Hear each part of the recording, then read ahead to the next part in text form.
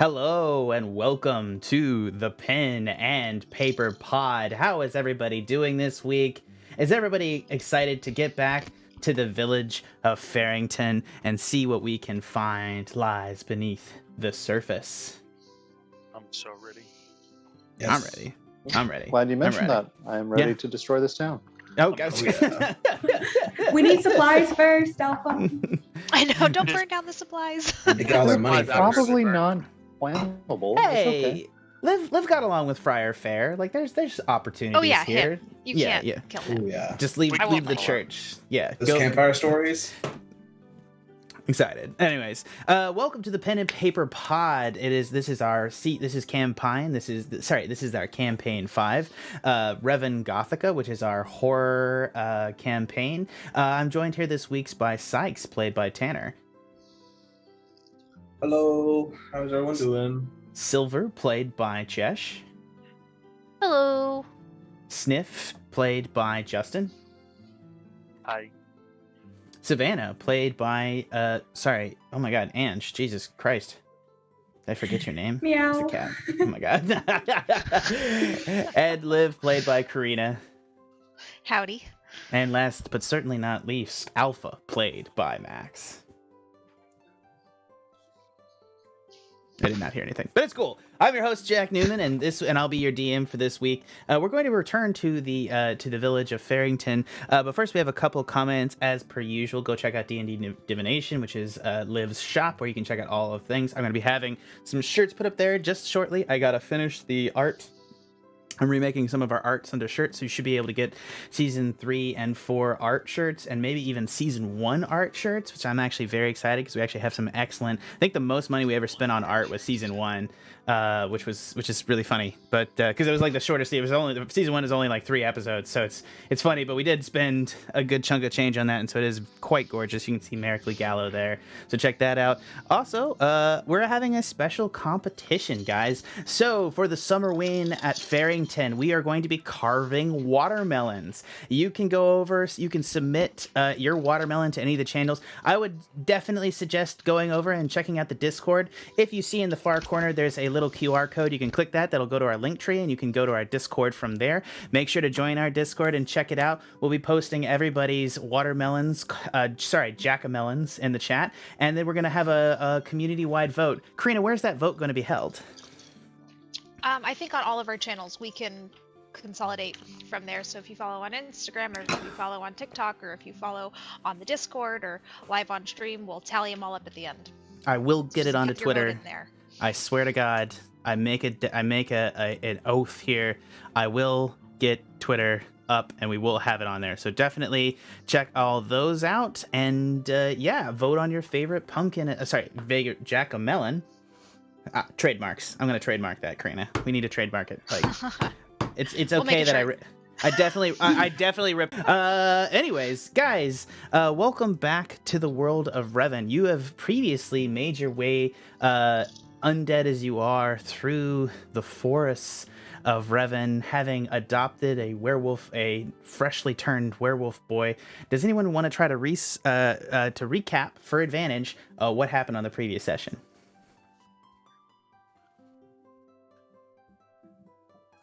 They can also just recap too, so just lose the opportunity, guys. It's cool. I can start us off. Let's go, Sikes. So as we take another day of traveling to get to the actual town proper, as we get adjacent to it. We come across that there's just a circle of runes that indicate that our werewolf boy can't actually pass into the town with us.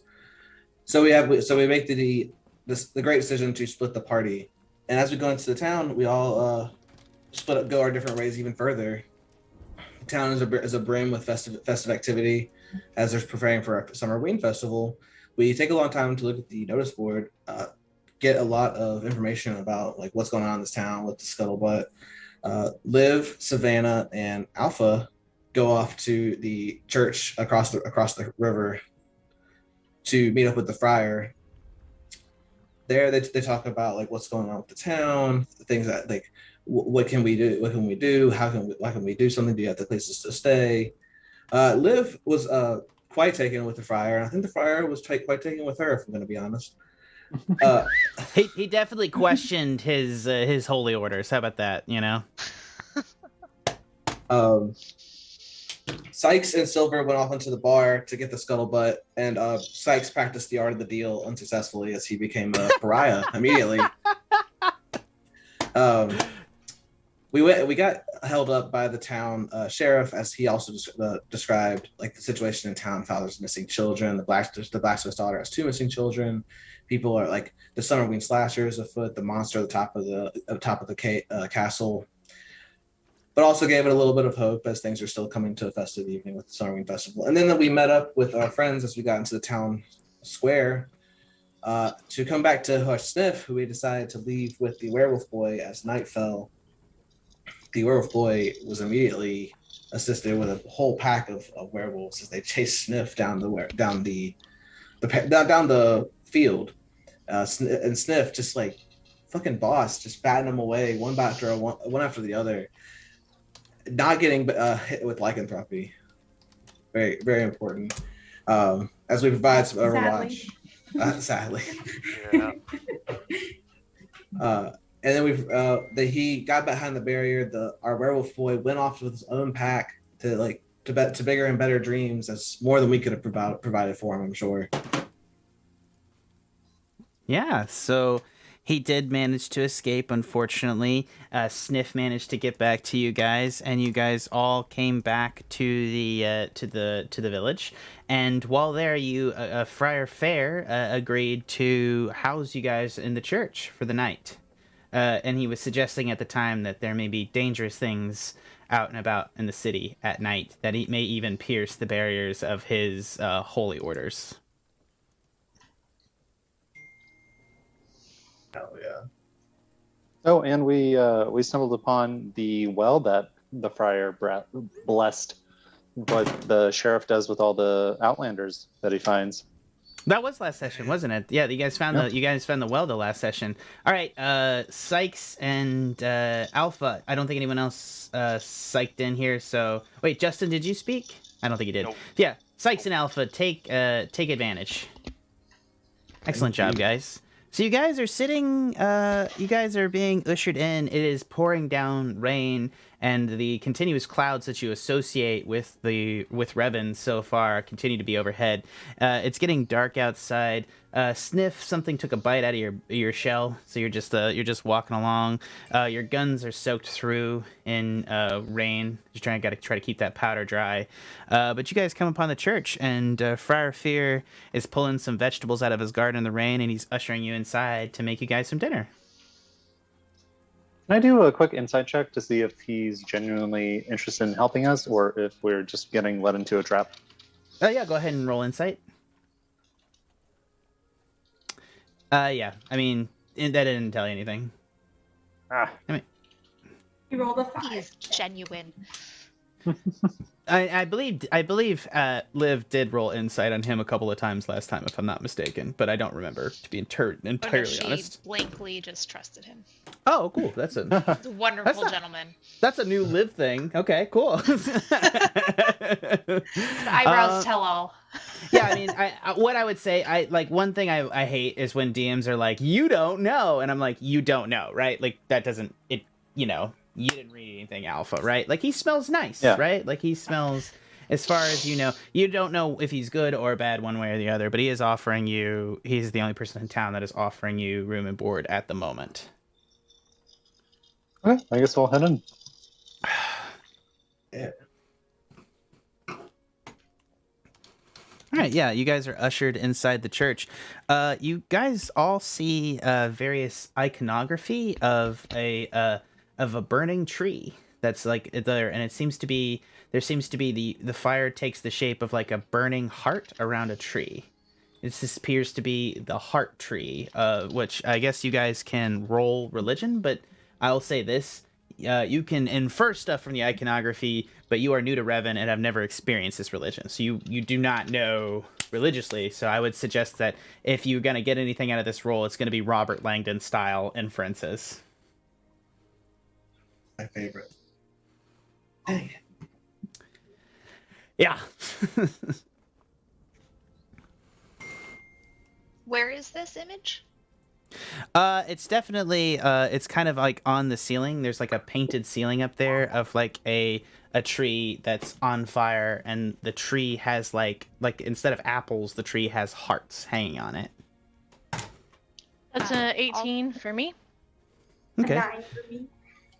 Yeah, I'm gonna go ahead and go off silvers. Yeah, I mean, clearly from your efforts, this is a religion that touts love.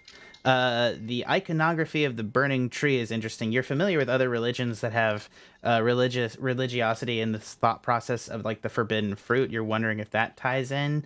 Yeah, I mean, you can make inferences to your own existence and what you know from your previous religious upbringing. But to be frank, like, yeah, it just seems to be a religion as far as you can tell of love, though the burning tree iconography is concerning to you.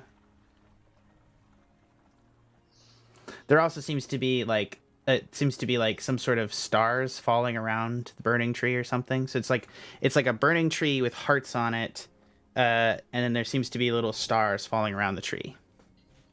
We have a question from a viewer asking if the hearts are real, like from people's chests. Oh God, dude, that's you, Zorro, right? Jesus Christ, mate. Oh my God. No, the hearts are not real. I mean, you can go test them. You can go poke them and see if they're real. Actually, 100% you can do that. I feel like I don't want to poke their shrine. Yeah. Sounds scary. Yeah, hey Zora. Yeah, I mean, you guys can choose to not do that if you like, but it's kind of, this place is called for the record, I stole this name from a lovely village out in North Carolina that is actually a place that me and Katie go on holiday sometimes. So Fearrington is actually a very real place, and it is actually spelled, I actually stole the spelling of the town wholesale. It is a lovely place, and I should take you all there. Except I won't, because it's too expensive. It's like too expensive for like it's also like very datey. It'd be weird to take any of you guys there under any other context. I'm just saying. See how it is. Also, oh come on, no. It's like the average age there is also. It's like kind of a retirement village that has a nice community and farm based into it. So the average age there is like 60 plus. So it's not. It's interesting. All right, yeah. So. Yeah, he's coming inside and he's just kind of sitting there. Does anyone want to ask him a question or anything along those lines? Or are you guys just going to kind of like sit? Friar Fair seems to be pulling together like bags of loose vegetables, and he seems to be going into a couple barrels behind the altar. I'd kind of like to see what he's up to. Like non-creepily. Maybe like a subtle interaction. Yeah. Liv will offer to help him with whatever he's doing. Yeah.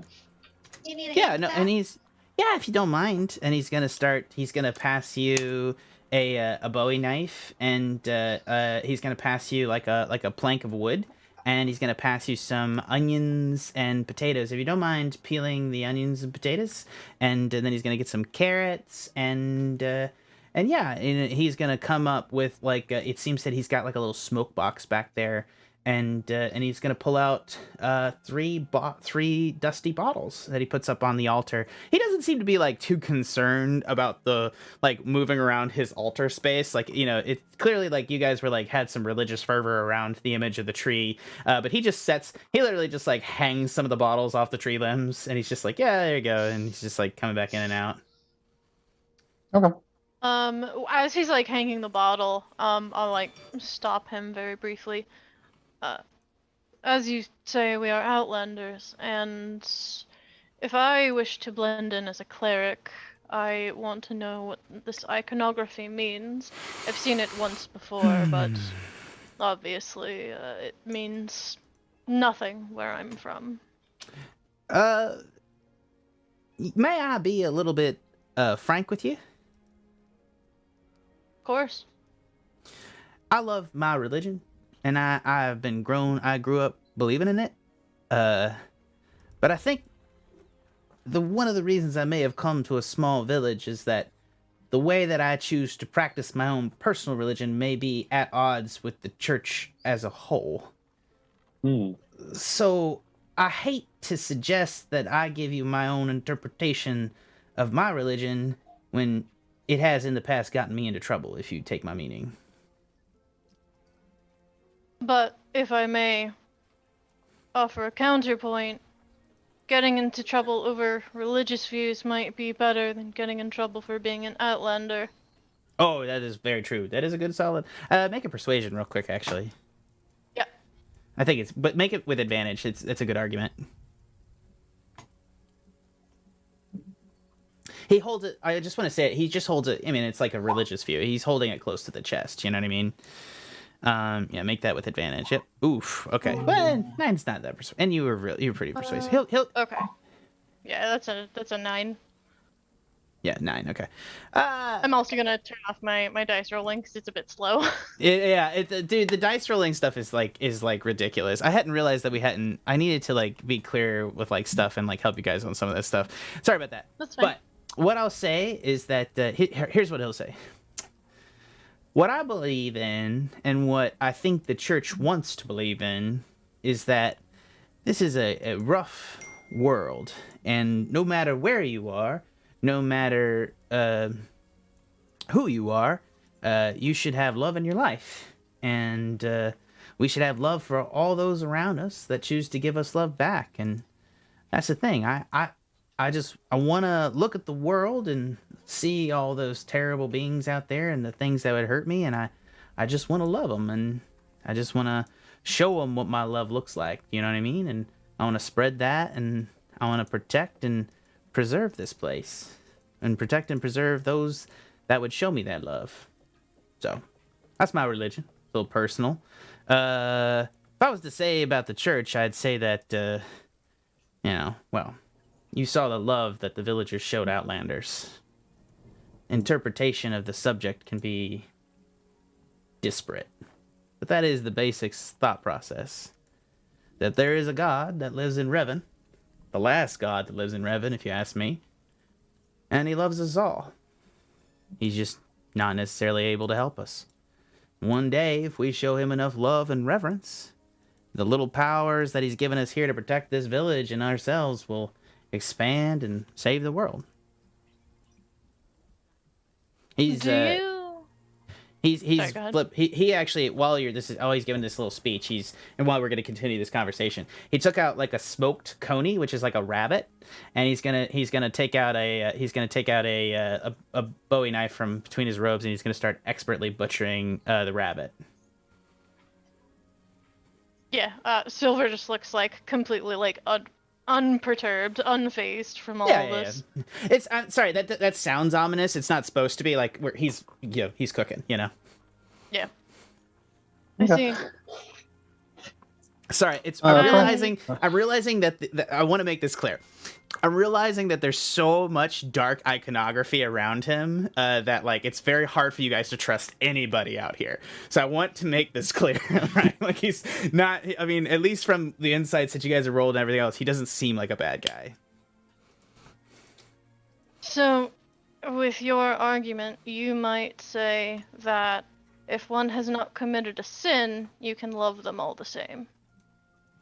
I think you could love the sinner, ma'am. Or sir, sorry. And then Silver will lean in, like, very close to, like, whisper to this priest. Then perhaps you talk to the elf about her views on children. He's gonna look at you and, I mean, he's trying to, what's happening mechanically over here is he's rolling an insight on you, Silver, which I don't think you're being dishonest, like you're concerned about that, correct? Yeah, exactly. All right, so he's going to read actual concern in your eyes. He's going to be like, does that mean she hurts children? We came into town with a young boy, and unfortunately he was caught by werewolves. He had not turned since, and she advocated for his death. But if she is indeed a cleric, then perhaps if she were to grow in power, Much like myself, she would have ways of removing his affliction, but instead refused to understand that and wanted to take his life. Silver, and you've introduced yourself to him, correct? I think that happened at some point. I don't really want to. I don't know that you guys necessarily gave your names, especially you, because I think you were separated with Sikes previously for the previous session. He hasn't. No. But let's just assume, based on this conversation, that introductions may have happened at some point previously while he was chopping up vegetables. He's gonna look over and you're being quiet. What I want you to do real quick, and because you're in a fairly tight room, go ahead and roll me like a stealth check just to give me that whisper real quick. Absolutely. I was wondering if we could hear. Yeah, we're in the same room right now. Yeah. Okay. Yeah, I think what we're gonna do for that is it's gonna It's a 12. Yeah, I'm gonna go through people's base perceptions real fast because I don't think anyone. Yeah, so I think Savannah sees it, Alpha sees it, Alpha hears it. Shit, you maybe. Mine's only 11. Yeah, Sikes doesn't. Liv Def does. Liv has a 15. Which is hilarious, and Sniff does too. So everybody but Sikes hears your whispers. Oh, shoot. And he's gonna turn back to you, Silver, and he's gonna ask a couple of pertinent questions just based on this. He's like, I would assume, have you known her longer? You've known her longer than I, correct? Or you suggest that I have some sway with her? Is what you... It's almost like boyish how he asks too. Like he like kind of turns. He's like, "What do you think? I mean, why would she listen to me?" I have died many, many times, and I have seen Ooh. romance. Though your, shall we say, vows might be against it, she's not against trying to turn you away from such. And we can hear her like snarking on that as well. I mean, Are you gonna try an extra whisper? I feel like Liv is just gonna set down her knife and just like stare as they're having this conversation. Like, Liv, all right. Sniff I is think- definitely just in his shell, like head just out listening. It's one of those things where like all the heads in the room kind of turn, so an ear is pointing at you, Silver. I think it's fair from your perspective to recognize that you may have been overheard. If you want to stop talking, you don't care. No, Okay, cool. no, that's fine. Friar Fear is gonna be like, Friar Fear is, however, you can tell that he lives somewhat of a Spartan, lonely existence in this church. The amount of just immediate eyeballs and ears that are listening to his conversation is like maybe a little bit much for him, and he's gonna look around. And he's gonna be like, I'll talk to her. Sure. I'll ask her side, though. I hope you understand. Interesting. Well, Interesting. Okay. Okay. Okay. don't burn the rabbit, and I'll like pat his shoulder and walk away. He's gonna look down and he's like, "What the?" He's gonna go over and he's gonna start. He's going to sear off the rabbit in a pot over a kettle stove in the corner. He's gonna put it. He's gonna throw some coals into the fire, light it up, and get some rabbit searing and a little bit of oil that he pulls from a bottle. Or he's got some previous animal fat that he throws in the pan. Sears off the rabbit, stirs it up, then gets the vegetable. He's gonna pull the rabbit out and put the vegetables in. That I believe everybody's chopped at this point, correct? I think it was Liv, or who else is helping him? Alpha was just looking at him. someone else. Yeah. Yeah, I was Yeah. just looking at him. Yeah. So, Alpha, everybody's looking at him. So he's going to put in, carrots, and he's going to get a separate pot going and boil the potatoes before it goes in the stew. And then he's going to put some carrots and onions, sear them off in the bottom of the pan, get it going, and all the fats that he created from the rabbit's initial sear off. And then he's going to take out what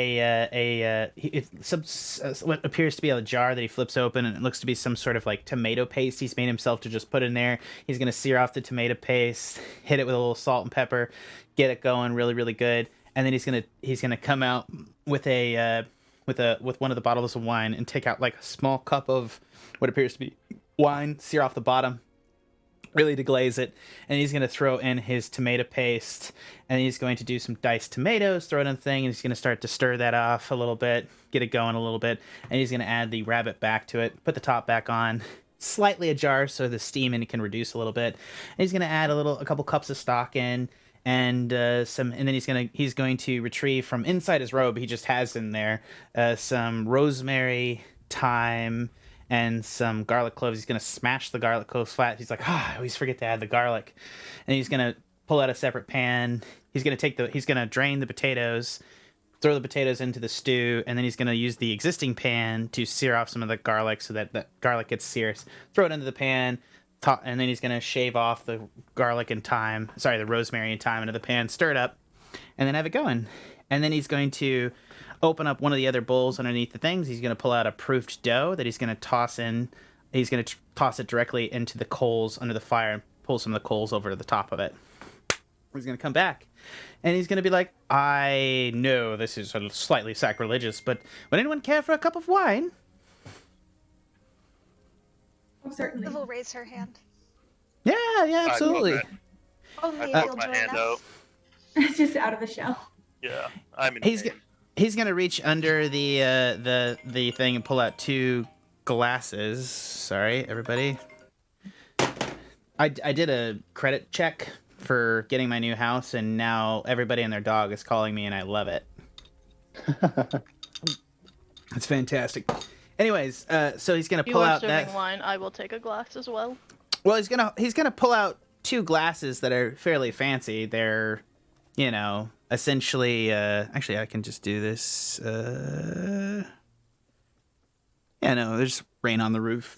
Anyways, yeah, he's gonna pull out 2 glasses. He'd be like, I really only have 2 cups. Do you guys have some cups I can pour into? I have a water sack that's fairly important that the contents stay in it. I mean, I suppose we can neck the bottles if we want to, but it's a, he's gonna pull out like a little cloth and he's gonna like give it a little, just give the bottles a wipe, and he's gonna open 2 of the bottles. He's gonna open all 3 at this point. Fuck it. He's gonna pour 2 glasses in the goblets, which looks to be ceremonious to his religion in some form or fashion. He's gonna set down the goblets and put down the 3 bottles, and he's gonna pick up one of the goblets and take a sip. Just gonna go up and grab a bottle. Yeah. I never knew you could use cups for alcohol. You used to drinking from the bottle? That's how we got it off the ships. Dude, I gotta go over some of these things in chat. A guy was disintegrated by a crow a few episodes ago. Shit's dark. I love the medieval village artwork. I don't trust him. Well, a lot of don't trusts. The quirky York, Foofy Lover, Justin himself. So apparently nobody trusts Friar Fair. Tomato paste. Wink, wink, nudge, nudge. Yes, it was. Senna, yes, no. Sorry. Was that description of cooking like a little bit overwrought? It may have been. No, it was good. It made me hungry. You should post the recipe. Yeah. It's a rabbit stew recipe I was literally looking up while we were talking. Anyways, it's instead of like planning like good parts of D&D, I looked up like a stew recipe. I live for the world elements. Here we go. It may or may not become a meme. It's fine. It's cool. It's cool. Yes. Me describing like 12 minutes of like me describing how to make rabbit stew. It's not even that good a rabbit stew. You really need some like butter, like in my opinion, to really set that off with the fats. And you really need to remove the skin, which you sear off separately, and remove the skin. Anyways, it's not gonna. Okay, so it's gonna be chunky, right? It's gonna be chunky. Anyways, so you guys pull all this together. He's pulling this together, and he's gonna start drinking. He's like, I won't lie. This is the most people that. Sorry, he's more southern. I won't lie. This is the most people that have ever been inside my church. I won't lie. This is the first time I've been in church. What do you think? Not that bad, right? Warm, dry. Stew smells pretty good. Wine. Yeah. I just I kind of want to know my surroundings a little better. Is there like another exit just in case the sheriff does get a little nosy? You can always hide underneath the thing. I don't think he's gonna come here. Sheriff Good doesn't come to my church too much. He leaves me alone. Okay. He's not a bad man. He's just, a busybody. Are we going to be... Oh, What was that, Sikes? are we going to be... Oh, go ahead. Contrary to his name, he is not a good man. Well, I think it is difficult to be the sheriff of a village such as this one where we have children disappearing left and right. I understand his predicament. The dangers outside the barrier that I create is... Well, it's hard for me to believe that... I think missing would be the best case scenario, if you ask me. Are we going to be sleeping on the floor in here, or is there a separate room? No, this is the main room. I sleep on behind the altar myself. It's kind of warm back there. I recommend you pull up to the wall if you guys got a blankets or something.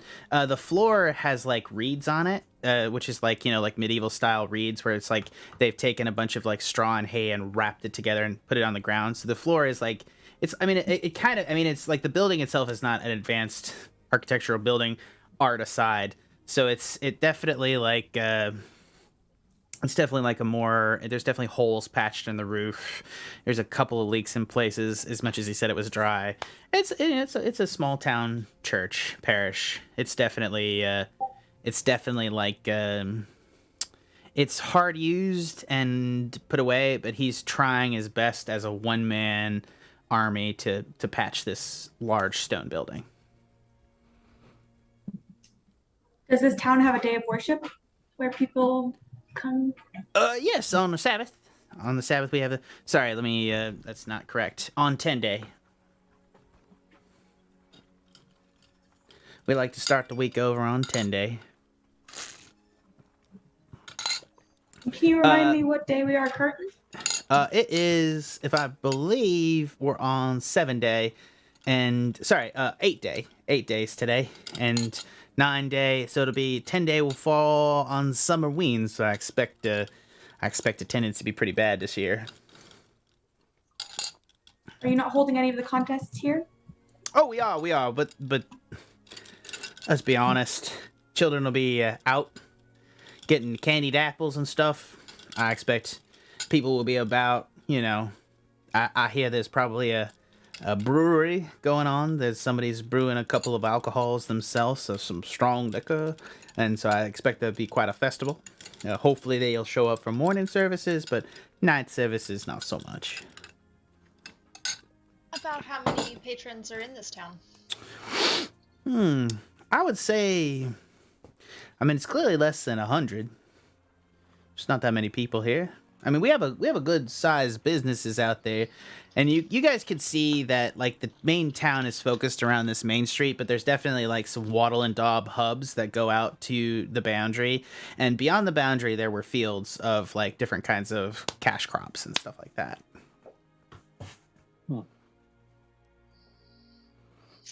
What's your favorite Summerween festival activity? Oh, it's gotta be jack-o'-melon carving, personally. I love it. My prized watermelon patch is every year, and I'll just love myself some watermelon. I really am pushing hard to try to get everybody a watermelon. I'm from my own patch this year that everybody can carve themselves, and if there's a watermelon on every door this year, I will be most certainly pleased. You guys should carve watermelons. It's just jack-o'-melons. I don't know. It adds spice, right? And everybody, the Chandler's got his work cut out for him making that many candles. I know his shop is overrun with wax. I think he tried to do some magical stuff to make candles this year, and I think he's, he looks like a wax ball himself now, so it is what it is.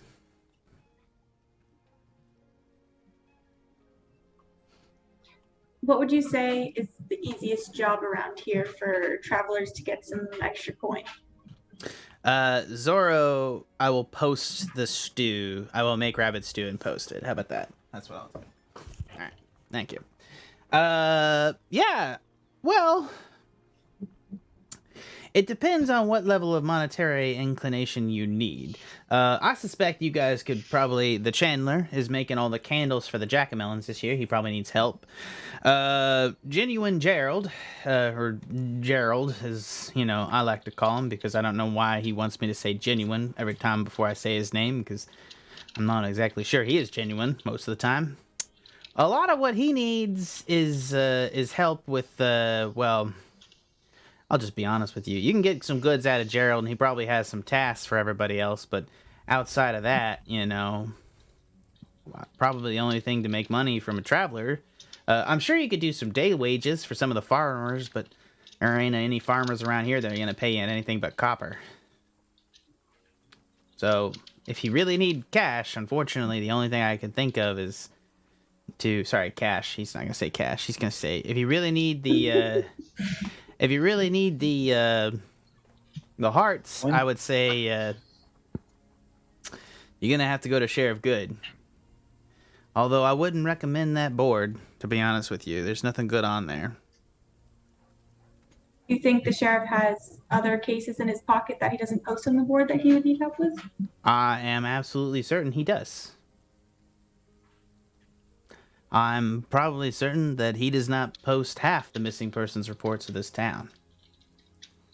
I know for a fact that we have many a young men that have gone missing at midnight here, and I would recommend that all the men stay inside this church as it comes close to midnight. Has it been only men, or just primarily men? Men and children. Men and children, okay. Well, I don't know. We don't know. We've never found the children, but we have found the bodies of men in this town, that have had their throats cut. Viciously, from ear to ear. Perhaps it might be well enough if we wish to get some coin, that one of us should pose as bait. Well, I'll say this. The only people that have... Excluding yourself, Friar. Yeah, I look, this is not a prison. This is a place of worship. And I don't pretend to understand, and I don't mean this in a mean sort of way, what it's like to come back from death. I understand that would give one maybe a braver disposition than I have myself. But I won't step outside of this church at midnight. If we open the door, is that the same thing as being outside, or must we leave the dwelling? No, it appears to, and again, he's gonna kind of throw his hands up, and he's like, it has never entered my church, and as far as I know, nobody has ever been murdered in any context anywhere but else in the street. But keep in mind, Sheriff Good does not necessarily give me the information about who and who has not been murdered. We are on okay terms. Understood. So, what I could ask about that is, my suspicions is what I will say here, is that I've had the doors open and people have fled, whatever's out there, into my church and been safe here. And I would ask you guys to remember that and maybe don't stray too far, if you know what I mean. You said it happens at midnight? The song starts at midnight. What is the song? It's a lullaby. Explain. What is to explain? On the high street How of loud is it? On the high street of Fearrington, a lullaby like a music box fills the air. No one seems to be singing it, but Has anyone ever seen anybody out on the street at that time? A cloaked figure or... I suppose there was a strange man that was staying at Jasta's down the street at the inn. A gentleman in a wheelchair. He'd tell that he went out and tried to find her, or sorry, it, a while ago. He seemed to come back okay. Is he still staying down at the inn? He is indeed. He is indeed. Do you recall his name? He's some professor from Necropolis. sorry, necrophilia, Arkham or something. I can't say I made his acquaintance. He doesn't seem to be a church-going individual, if you take my meaning. It's worth checking out. What time is it roughly now? Well, to be honest with you, and he's looking over at the soup, we'll probably have soup. It's about 10 o'clock, about 2 hours or so. Well, actually, I suppose 9:45. You probably got 2 hours and 45 minutes till midnight, so you're welcome to leave, but I thought we'd have a nice little dinner with some of that, and my bread will be done in just a couple minutes, and we can have a hunk of bread and some hearty stew, and, personally, I'm going to roll up in the corner because I have to be up to prepare for the festival tomorrow if no one minds. And as you can tell, there's never enough time in the day to fix this place up. That's fair. I'm just going to take a small walk outside and kind of take in the town. Is there a Yeah. particular street on which this lullaby happened? All right, sorry, I heard three voices. voices, and I just want to go through here. So Max is leaving. There's Karina and Chesh. Let's start with you. Chesh, what were you asking? I was gonna ask the friar.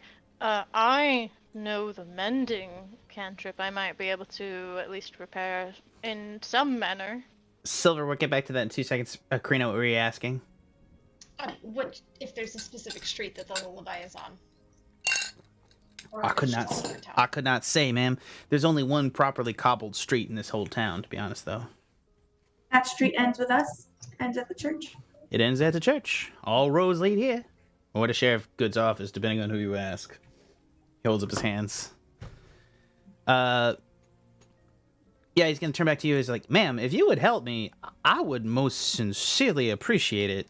I have to admit, I'm a rather old. I'm getting old, if you take my meaning, and anything you could do to help the church, I would mostly appreciate."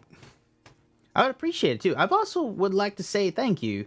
It's not often that I meet somebody from, well, to be honest, you don't really meet people from other religions inside Revon, so it's a breath of fresh air that you would help me at all. Not burn me as some heathen monster. You have done nothing to me or my companions. And so I see no reason to treat you with hostility. Oh my god. As simple as that. Oh my god, oh my god, oh my god. Oh my god. Oh my god. Somebody else, curious like in games, carved a jack-o'-melon. I'm so pleased. I'm so Yay! unbelievably pleased. Thank you, curious like in games. Casper Reginald, the first of his name. I will put it in chat. Oh my god, there's so many others. Oh wow. This is the greatest thing that's ever happened to me. Sorry. I'm tweeting right now. This is the greatest thing that has ever happened to me. Mind if we put it on the cast and in the Jack-o'-melon competition? All right, sorry guys. Anyways, yeah. Sorry, I'm just very taken. Yeah. So, one more time, Chesh. I'm so sorry. I am so heartspun. It's okay. You have not treated me or my companions with any hostility, and so I shall treat you with none as equally. I appreciate It is that. my privilege to help someone of the cloth. And I would say that, whatever you come to think of our religion in the future, I would show that people have been saved by the barrier that my God has gifted me in this village. And to be honest, that's always been enough for me. So, if you want to help, I'd appreciate it. And he's going to start pointing out stuff. He's going to go get a ladder. And, yeah. And he's actually going to pull out the stew. He's like, first, let's eat. And he's going to pop open the bread. He's got like a fry bread that's been in the coals. So it's like, it is ashy. And he's going to try to blow it off. He's going to let it sit a couple of seconds. And he's going to slice it up. He's going to take half the bread, slice it into cubes, and put it into the stew as he takes it out the fire to stew it up to give it a little bit more thickness. and then he's gonna bring the stew over on a like one of those bendy metal arms and set it down. And he's gonna be like, "Here you go," and he's going to chop up the bread into kind of like little plates that he's gonna take it like it's like a big loaf of bread that he's cubed half and put it in the thing, and he's gonna chop the other parts of the bread, and he's gonna kind of core out a little bit of those bread. So he's gonna use those bread cores to put into the thing, and he's gonna kind of give you like a little bread bowl that he's gonna start ladling out soup individually into.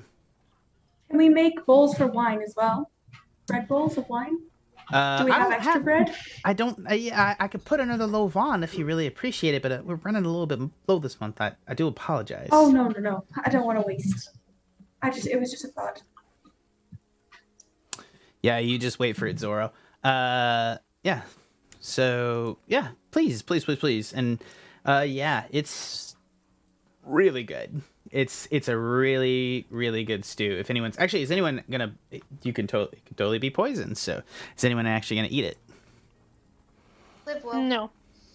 Okay. Wait, Yeah, let's see what Liv does. Yeah, Liv chows down. It's fucking good. I follow Liv. This is wonderful. Yeah, I look I'll up eat to it her. as well. Yeah. After that, There's I'll like take it. it's like rosemary, and you're just getting a lot of like kitchen spice. It's quite lovely. Yeah, as soon as like he's done pointing out all of the things that like need repair, Silver's just gonna like get up and start mending. Yeah, that's right. Silver doesn't need food. So yeah, and yeah, you're able to. He's really impressed with your magic. By the way, he's just like, oh. And yeah, he's gonna get you a ladder so you can get to the roof and mend parts of the roof, which is the thing he seems to be most concerned about. And yeah, you guys are just gonna jam. What's everybody else doing? Can I ask, after Silver's gone on the roof, what the view from up there was? If she could see all of the town, possibly all of the road that is in front?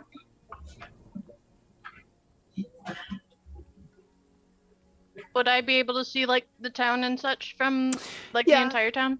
There's not torches per se, but you see people going house to house with like candles and stuff.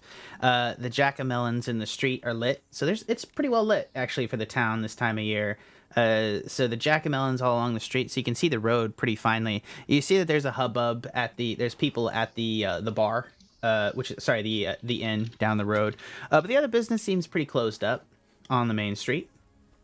There's lights in a lot of the wattle and daub huts that line the thing. They're not particularly well made. They're definitely like clay stone structures with hay roofs. Could be a good viewpoint if we are curious about what happens at midnight. I Sure. agree. Is it like roof access, or is it just like a hole that you were able to look through while you were patching? We gave her a ladder. I did, so I used guess the ladder. I don't think as far as I understand, you didn't go outside, so I think you stuck your head through a roof hole, which is Okay. funny. Oh, Perfect. Alright. Don't mend that one quite yet. Yeah. Leave that one until tomorrow. Sorry, unless you exit the building, you guys got to tell me you exit the building. You know what I mean? I'm okay. exiting the building. Yeah, you're able to walk outside. I'm gonna take out a canine, just pop it out, and stick it on. I'm gonna jam it into one of the posts on the bridge, and then I'm just Canine gonna is in walk your in. tooth? Yep. And I'm just gonna walk back in like nothing happened. Oh wait, sorry, you took out a sorry. Oh my god. One more time, Alpha. What did you do? I popped a canine out and I jammed it into one of the posts You for the took bridge. one of your teeth out and shoved it into the bridge. And then I came back in.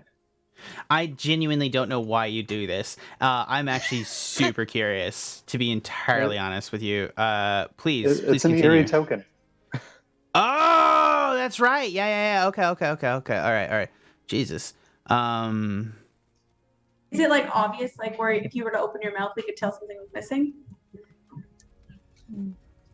I mean, yeah, they are pretty big canines comparatively. You do to have big normal canines, people. yeah. Yeah. I just added my rabbit stew to the chat. There you go. I thought I was kidding. I mean, it's Babish's brace of coney recipe, so it's pretty good. Babish. Right, you said you had a well inside of the church? Yes. It feeds up from the groundwater. There's a pump that you can use. Is this a Alright, blessed Zoom well? cut out a hot second. What you need? You do have those feathers if we want to bless it ourselves. Oh yeah. He's got like a sorry. I thought you were talking about an actual well. Yeah, he's got He's got like a reliquary type deal with like a bowl of water in it. Absolutely. Do you mind if I... Bleed in your water? Bleed in this. If I ooze in here. I have been friends with Outlanders before. I am familiar with what you need to do. Go ahead. If I recall, if we change the water, it does not prevent you from arriving there. So go ahead, please. I do not mind at all. I appreciate I'd also like you. to do that. Liv will too, Yeah. and she'll just kind of stare at Silver as she's over there slicing a finger. Jesus Yeah, Christ. like Silver just takes a dagger like across his palm in like God such damn. a very smooth and practiced motion, and just lets it bleed for like a little drop, and then pulls away and bandages his hand again. Not really paying attention to Liv. I think I still have a little bit of blood in my mouth from when I removed my canine, so I'll just spit in the water. Yeah, you spit blood. He's Friar Fair is like looking at this like he's a nice guy, but like this is like a lot for him, right? Like he's gonna kind of turn around and eat some soup himself. He's just like... When you split and blood comes out of your mouth, you'll be like, oh, what happened? Did you get in a fight while you were outside? Nope, just taking preemptive measures for that lullaby later on. Okay. I walk up and I'm assuming I'm still pretty bloodied from the fight, so I just like stick my foot in the water. Wait, which one is attuned to the bottle that Savannah has? Like, which one's gonna pop up there? I thought that was Sniff. I do believe it was Sniff, which That's I think not he just reset, if I'm not mistaken. Reset. Well, I'm I'll do- also attuned to the bottle, so I'm staying attuned to the bottle. Okay, cool. Okay. So I still want to test that theory, but I'll go do the thing in the reliquary. But I'll just prick a finger this time. Just All a right, little bit. real quick. Let's go down the list here. Who is attuned to the reliquary and who's attuned to the bottle? Reliquary. Got it. Reliquary. Chesh. Two Reliquary. reliquaries. Sniff and Savannah. Are you the bottle? I'm in the bottle. I'm the only one left in the bottle. Okay. Got it. So just Savannah. Perfect. And who's carrying the bottle? I am. Damn. Wait, Okay. so That might not be the best idea, but So okay. you blessed You the want me to bottle with carry one the of the bottle? feathers, correct? No, we grabbed No. blessed water from the well. That's right. Perfect. All right. What do you guys want to do? It's maybe now 10:30.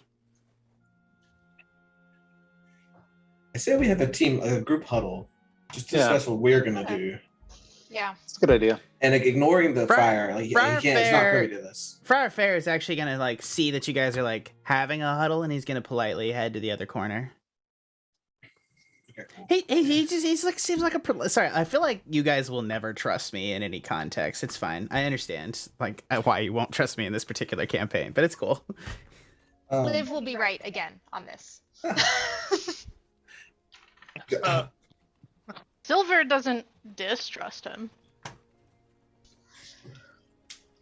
All right, everyone. What are we gonna do? What's our goal here? Like we have to get these. We have to have a plan. To get these cardinal beasts. Like we can't get bogged down in little town politics. That's very true. I I agree. believe we do need coin, though. Yes. We We gold do is need important. coin. Yeah. Especially So if we are perhaps- about to buy supplies. Perhaps some small quests around here to earn some gold before we head Let's- out. It's worth a few days. I can't ignore the Summerween slasher. 500 gold pieces is a lot. That's quite loud. 500. That's quite loud. What was loud? Was it my slurping? You. Yes, you're Yes. slurping. Oh, I'm so sorry. It's okay. Sorry. Not I thought it cool. was a sound effect before I looked Was it up and actually saw you that were bad? actually Was it actually that bad? I'm so sorry. I have no It was concept. It was quite bad. My bad. Let's focus on one of these task boards, and I'll pull out the sheets that I ripped off. Yeah. I believe we could grab smaller quests from the sheriff as well. He mentioned that he doesn't post all of his cases. Mm-hmm. That's a good point. Although we should maybe see if we can observe what happens at midnight. I know Silver found a hole in the roof that we could pop our head out of. And keep left a in ward. mind, A ward? Yeah. Like a little trinket that'll let me view from afar when the Oh, even lullaby better. comes. What? I forgot you had that That's ability. cool. That is super cool. That is where your tooth is? Yeah. That makes sense. Go back when it's done. Once I'm rested, it'll reappear. So You have to retrieve it? So casual. So cavalier about all this, Alpha. Well, I'm pretty new to it. I haven't been doing this that long, but it doesn't hurt me to do it, and it's kind of interesting. I like tug on one of my own tooth and it like slightly hurts even like from touching it. I'm gonna be like, thinks Alpha's even more of a badass. Just rip this friggin' tooth out. So what if this thing at midnight? What should we do about it? Like, should we take us to a defensible position? Should we even try? I feel like we should observe and gather information. I Unless agree. we're feeling strength. Yeah. If I feel Well, if you like don't- we should try and bait it as well. Like, stay close to the church, but try to Mm-hmm. get it close. You want to bait something you know nothing about? What, Uh, heard does anything sound- about the castle top monster? Keep in mind that Healthily throw up the all the notice boards, which may change tomorrow, by the way. But Ooh. yeah, you see there's 10 gold rewards for each member of the Bear Bandits, and they also offer a 20 gold reward for their leader, whose name is escaping me. If I recall, his name was, oh my god, I'm dying.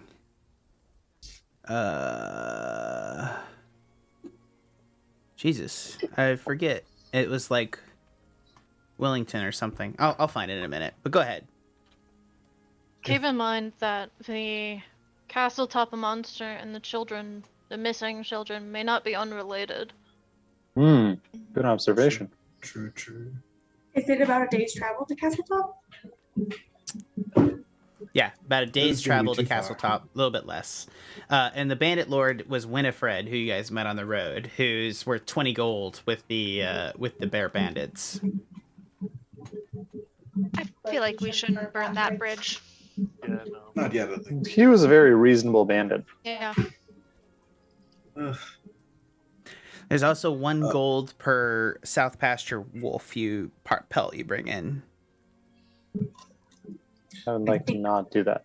I feel like with Alpha in mind, we should With respect. avoid that one. I agree. If we come across wolves that are attacking, I don't see the point. If Alpha cannot reason with them. Yeah. If they're Oh, rabbit, now we want we'll have to reason put 'em with down. beasts. Interesting. Noted.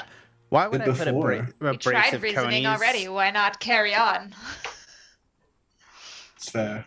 Worked well in the past, right, Sniff? Yeah. Our trusting nature might be at the end of us, but the mistakes are in the past. We need to look for the future. I say we talk to the sheriff in the morning Yeah, Let's do it. and that maybe sounds do good. the Castletop monster after Summerween so we don't miss the festivities. Yeah, I have a good trick that I can pull out for the costume competition, so I'd like to stay for that. Oh yes, and we have our turtle friend here who's a sure win. A shoe in. Between the two of us, I'm sure that we can manage. What kind of supplies are you guys looking for? Because I am not really fond of weaponry or armor. I like to keep things natural. As long as I'm getting ammo, I'm fine. Mainly food and water for So myself. I would also suggest that it may take the blacksmith some time to prepare these things. You need to ask him and see what it is. But this is generally your menu. I know that's hard to see on Twitch, guys, so I'm so sorry. But it's also in Discord. So I'll post it to the main Discord too. Yeah, personally myself, I do not need weaponry or armor. So if you are so inclined, let me know. I can share my wages or winnings from whatever it is that we gather to go towards that. Very appreciated, Alpha. But I believe you will eat a lot as well, so you should keep some if you win for food. Oh yeah, obviously food aside. Not that I'm a bad With those hunter or big anything. teeth, you need to eat. This isn't a communist. This is like a your share is your share. We're going by the Pirates Code, according to Sniff. Absolutely. For when midnight rolls around, I want to be at that peephole that Silver was able to look out of. So, okay, here's my question. You guys are not going to go to the bar, correct? Not tonight. Not Okay. welcome there. Yeah, you're able to go up to the bar and you guys can wait a while. And after the while, at about almost exactly at midnight, the rain will stop for a short while. And you guys will begin to hear a soft lullaby filling the town. And you hear window slats smash closed, locks being drawn. There's literally just like a collective hush that falls over the town as if people are holding their breath, staying up to midnight to make sure their doors are properly locked and their children are safely in bed. As you hear, you just hear this, and it doesn't seem to come from any direction, really. It's just everywhere. Telepathically? Can I open the door and stand just inside the door for him? Yeah. Ah! As you do this, and I'm gonna move you up to the door. Sniff, where are We you, can't Sniff? see the- Are you I'm Sniff? not Are on you? the map. He's not there. Oh, God damn it! And I don't believe the map is also visible. I know it's not visible, people, but I'm not concerned about that quite yet. Are there any windows? okay. Yeah, there's like some stained glass windows. They're hard to see through, but you can kind of maybe pull Sniff, and I'll put you on this. All right, Sniff. Yeah, you're able to throw open the front door and stand by it. And let me pull this up. He wants to be just inside the door frame. I know. I'm just. Oh, okay, sorry. I have as much as you guys I are feel like that's so important. So everybody is so concerned. You see we don't that want to die. you see that the jackamelons, the lights of the jackamelons are still flickering in the melons themselves, and you see that there's this main street with the jackamelons is completely deserted, except for one person laying on the ground, a lone woman just laying there by the jackamelons by the bridge, completely alone, just on her side. Do you see anything, Alpha, through your tooth? Here, let me find a pew to sit on, and I'll go into my tooth trance. So it is like I am there, and I drew it Correct. on the little map. If I you see can it. tell, that So is you're the right by location. her. So you see that there's Okay. a woman on the ground. She's wearing nice clothes, like relatively nice clothes, and she has a cut on her face, and she's softly crying. Is he relaying this? No, I am deaf and blind. I guess that does mean I can't talk. I don't You know. can talk technically. It's just like, hey, let's see your person. Yeah, there's a woman on the ground and she's crying. And then I'll wait. Like, does anything happen in the next minute? That's how long it lasts. No, she just sits there. And nothing else is happening around. No other movement. Not that you can see. I'm gonna There's a woman on the ground, and she's I'm gonna crying. shout from the door, "Ma'am,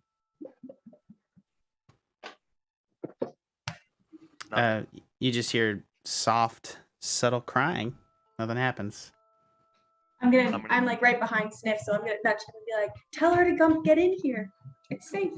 I'm gonna take a step forward, so I'm Maybe just we shouldn't invite outside. her. I think it sounds like a Oh, don't invite her in. Never mind. I'm As standing just outside the door. Nothing Ma'am. happens. Nothing happens. Yeah, fuck that. She's not moving. I come back inside. I just say, yeah, fuck that. Should You we shut shoot the her? door. Oh, can you shoot at No, her? I leave the door open. Yeah, we could take a shot at her right now. She's sitting down the middle of the street. I mean, Is we there a don't know. jack-o'-melon near her that we could Perhaps shoot we the could- jack-o'-melon? Take turns watching her throughout the night to see if she moves. As you do that, you see a little boy come up around the side of the river No. and approaches her and begins and just pushing on her side. And he's just like, "Mommy, are you okay?"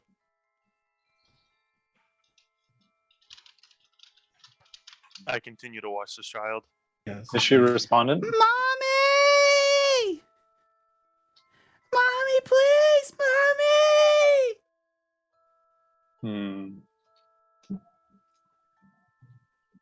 Music stop. No response from her? No response.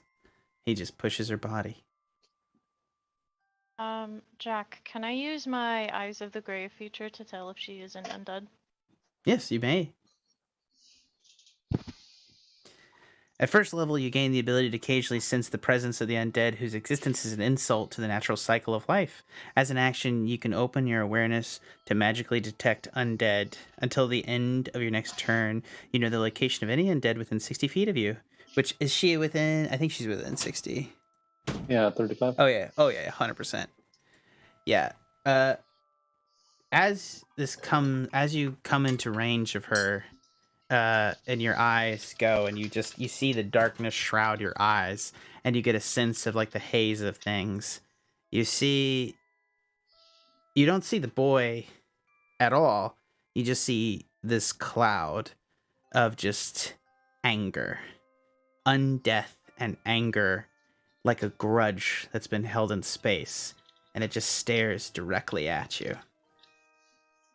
Does it appear to be? Well, I guess I don't know if you're telling us things. Does Silver share the information with the group? That's a great It's question. strange. I've seen various undead before, and their shapes are outlined, but the boy, the woman, they are but mist.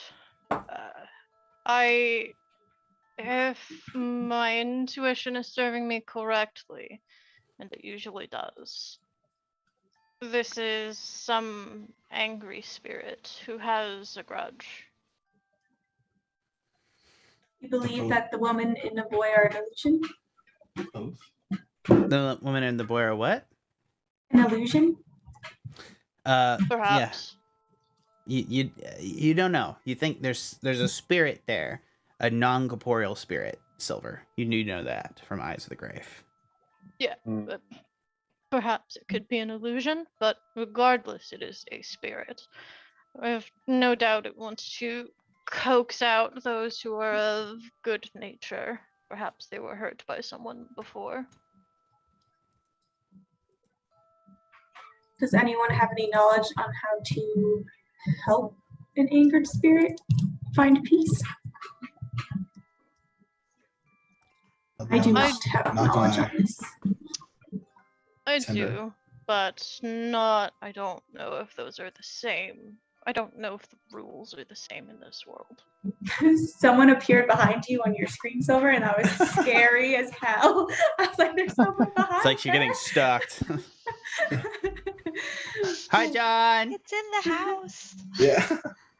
Yeah. So Oh yeah, like okay. I Just, thought like, you meant like in flash- the he's like roll20, he's not like yeah no he's like ghosting in through your background, so it is like creepy, like John's I don't have a disembodied proper head. green screen, so No, exactly. So, but it's like it is like you're like talking about this creepy thing that's happening, and then all of a sudden John's like partial face appears, and I'm like, oh dear God.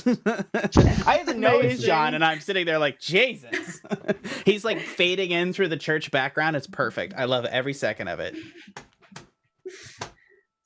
amazing. I would like to walk over to the priest and describe to her to him the woman and see if he recognizes her, or is he asleep?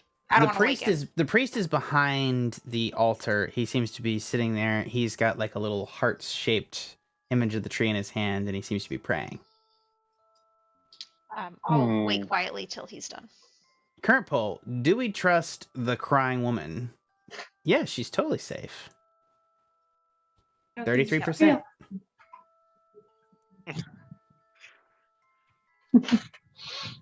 Wow. Oh man, voting is really going against me on this one. She evil, yo. Duh. Okay, I'd like to extend my trance. Liv, what are you asking the priest? Good sir, do you happen to know of a woman with dark hair, perhaps a scratch on her face, who had something tragic happen to her or her son in this town? Dark hair. Is her Dark hair. face? Is a slash across her mouth? Yes. Yes. It's because she doesn't have a tongue anymore. Oh. I'll sit down and just kind of commiserate with him. What happened? She used to be it's Ruby Lane. Her husband and her, George Lane, ran the Castletop orphanage. Probably not her biological child, but they say George Lane went insane and murdered her. How long ago? You'd have to ask George. He's still in town? Oh, no. We would not suffer him to be in town. People say he's the Castletop monster. Ah. Oh. Did they have they never had a child, it was just the orphanage? Castletop is an orphanage. It's a ruin now. God knows where their sweet chillun's been. Thank you. I didn't mean to interrupt your prey, and I'll go back. May the Ashen King protect us all.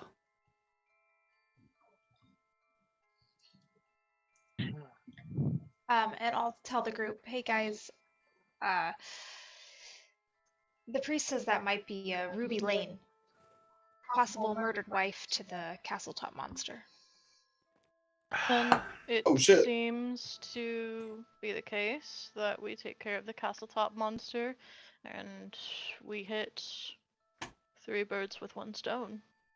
Should we call out to her now that we know her name? She might respond. The child If has she's disappeared. angry. And as she does that, she raises up from her prone position and begins to walk, whispering a humming tune. Ooh, ooh, ooh, Maybe we should lock the door? I nudge Sniff Shell. Shut the door. Yeah, I'll shut the door. You see her I coming think we down, have a good starting. and she flips out a shaving knife as she comes towards you, her face horribly disfigured by a knife that took her tongue. And as you shut the door, Lock it, lock it, lock it. It's locked. all right, you guys I'm are ready past to the go. night, and it is now 7:45. So we're gonna take our first break, and we're gonna be back at 8 o'clock. So Yeah, guys.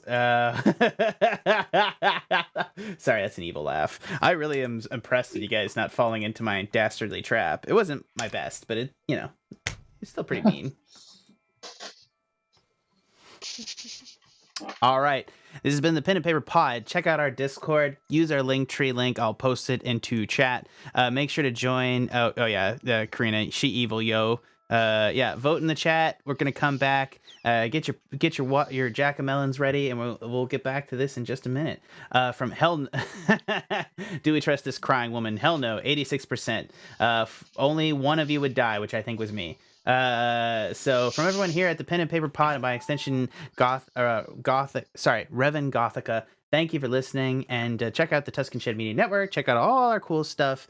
I'll post it in chat, but we'll be back in 15 minutes at 8 o'clock. See you then.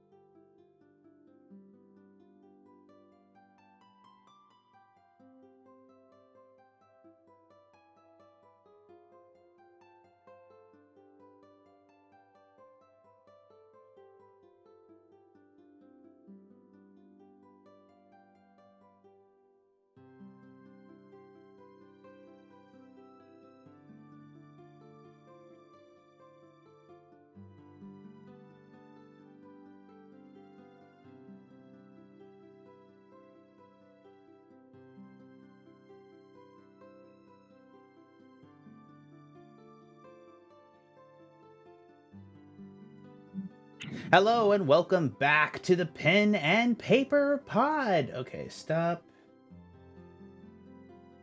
Mode. Okay, cool.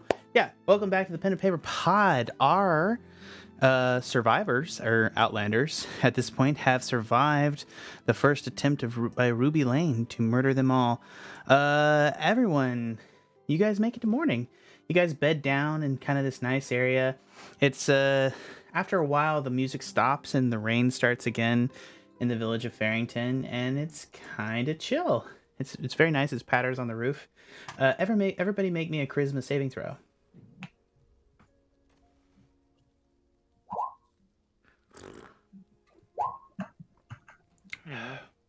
I got a 6 on the die. I got a 16. Got 24. Okay. I got a 10. I got a 7. Okay, we got 1, 2, Savannah. Why did you... Oh, well, it's fine. The 16 was first. I don't know why it's rolling twice. I'm sorry. No, it's It's okay. the same exact one. Savannah and Sikes take 1 point of sanity. But you can't go past your max. You cannot go past your max. Let's do a sanity rundown real quick here. Sikes. I am rocking 41. Actually, 40. 40's my max. Yep. Silver. 85. Sniff. 75. And make sure to tell, and go ahead and tell me your max. So it's 40 of 40, 85 of 85, I assume, Silver. And Yeah. 70 of 70, Sniff? So you're maxed out? 75 of 75. Okay, Savannah? 60 of 60. Liv? Can't hear you. Are you muted? Oh, 80 of 80. Alpha? 76 out of 80. 76 out of 80. Alpha's the only one behind. That's them 3 deaths on the beach. Hmm. I feel like Jack's gonna step up his game now. He's like, they're all at full. What the hell? So, well, no, exactly. I'm actually kind of shocked by that. I promise you, I will. If anyone's cheating a little bit, I'm gonna go back and do the math. I'm just saying. No, I don't think anyone is. Yeah. I believe everyone. I actually believe you guys entirely, but I'm just more saying I need to keep track better myself. Anyways, yeah. So you guys wake up the next morning. The rooster crows. It's a light rain. It's been raining the entire time you've been in Fearrington. But yeah, what do you guys want to do? How's that roof holding up that was mended? It's Silver put in some solid work in the time period. She's left the one hole you guys can peek out of, which is got a bucket underneath of it that's solidly filling up, and Friar Fair is moving his old joints every once in a while to just go in there and move it. Any theories why the castle top monster went insane? Lead pipes. Ugh, God, Jesus. Asbestos. Should we go talk to the sheriff? Or Yeah, we need to perhaps get the them. man in the wheelchair. Oh, we could split up. Yeah, and do let's both. go. Yeah, I agree. I would rather talk to the wheelchair man than the sheriff. I Let's stand can out of we, it. let's Professor Arkham. Let's not call him the wheelchair man. Just sorry. Fair. To be fair, we didn't know his name. Yeah. We just know where Professor he's Arkham, from. the wheelchair man. I actually did tell you his name was Professor Arkham, but that's He okay. did, yeah. I I'm not would fond be of law warned. enforcement. I would be warned, for those of you who are going to talk to the sheriff, he may not be willing to give information. I tried to ask him yesterday, but he didn't want to give any as to, well, he's a suspicious man. I can be persuasive. I would give it a try. Is that true as to what you think, or do you think like what do you actually think, Silver? Just between you and me. I mean, he's suspicious of us because we're new in town. It's not that he just didn't want. His exact reasoning is he didn't want to give ongoing investigative information about I investigations that were know up. what his reason was. Sorry, I'm just asking. You're just calling him suspicious. I just wanted to make sure that you were reading into that. Okay. He is suspicious of us. Okay. I'd like to go with Savannah to talk to the sheriff. I could talk to the sheriff. So we got our party. We got Sikes, Liv, and Savannah heading to the sheriff. You guys move your characters, and then we got Sniff, Silver, and Alpha. Where are you guys going? I am going to talk to the Professor Arkham. All right. Yeah. Let's go ahead and resolve Arkham first. So you guys come into the warm tavern, which still only has 3 rooms. You see Jalestra Silvermane there tending bar with his young son is not there today. There's 2 patrons getting drunk at the bar, and in the corner by the fire where you guys saw him, or I think it's only Silver saw him the previous night, is a man in a wheelchair by a stove, and he's just sitting there. Is there really a bearskin rug in here? Yeah, there's a bearskin rug and an alligator rug, and what appears to be a young dragon head on the wall, and a tiger head. How disrespectful. They don't even use the bodies entirely. I would like to step around the dead animals. Yeah, there seems to be some sort of huntsman on the wall in there, like that's a famous huntsman or something that you see. It seems to be like a lodge of some sort. It's more of a lodge than it is an actual tavern. Do you know what I mean? Mm-hmm. It seems that the average traveler through Fearrington is not somebody who necessarily comes here to stays for commerce, but comes here to stays for trapping. Hmm. I'm gonna clock that, and I'm also gonna walk around any animal remains to walk up to the professor. You're not going to touch the animal remains? Yeah. You look very strange doing that, but yes, you're able to do it very easily. Yeah, so just, tiptoeing around.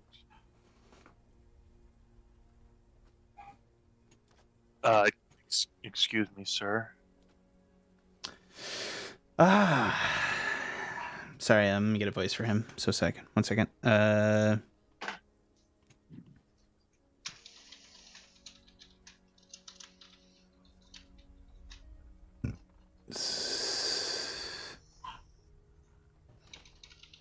Hello. I'm joking, but... Hello there. How are you? I'm doing all right. It seemed I'm odd. trying- Do you expect the carpets to attack you there, good sir? Personal reasons. Personal? Oh, I understand. The decor of this place is, what you say, touch tactless.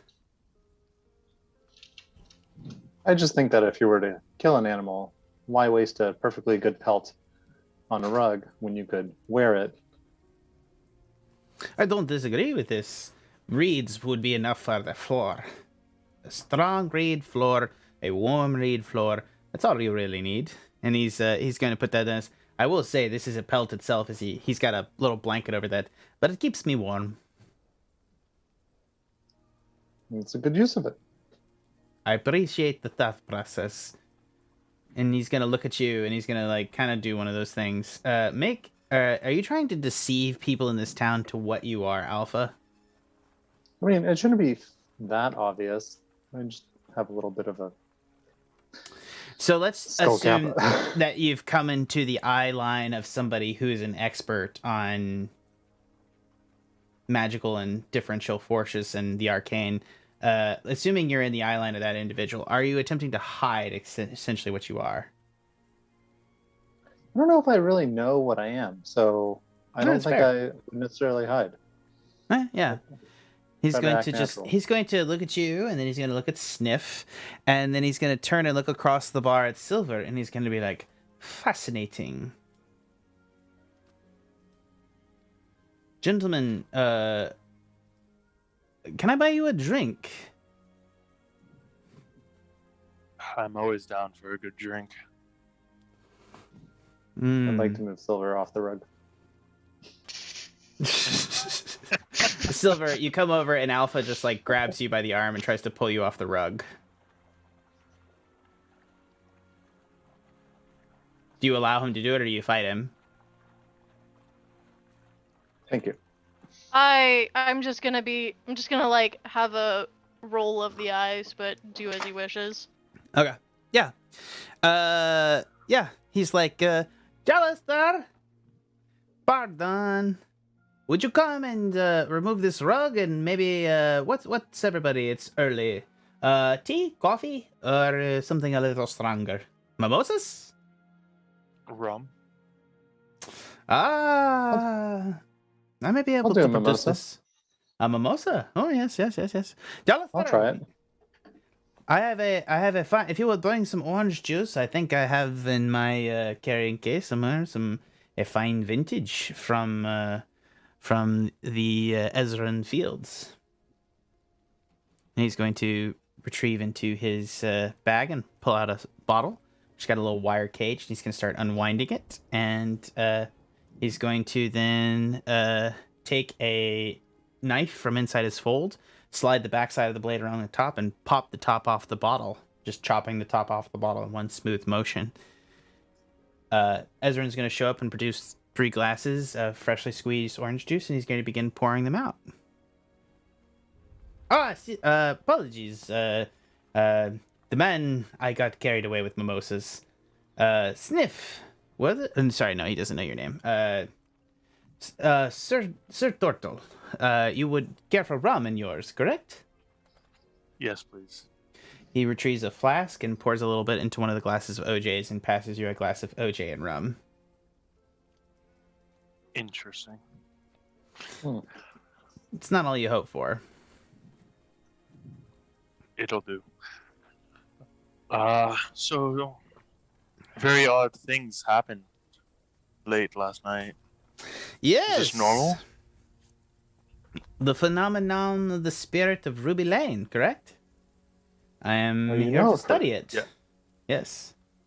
Hmm. I came in from the University of Necroplia to study the particular spirit that haunts this town. They refer to her as the Summerween Slasher. Though I don't think this moniker very much fits. Something is off. Is the song normal? Same song every time? She has a song, but the Summerween Slasher is associated with its own rhyme, which is different from the melody of the Ruby Lane rhyme.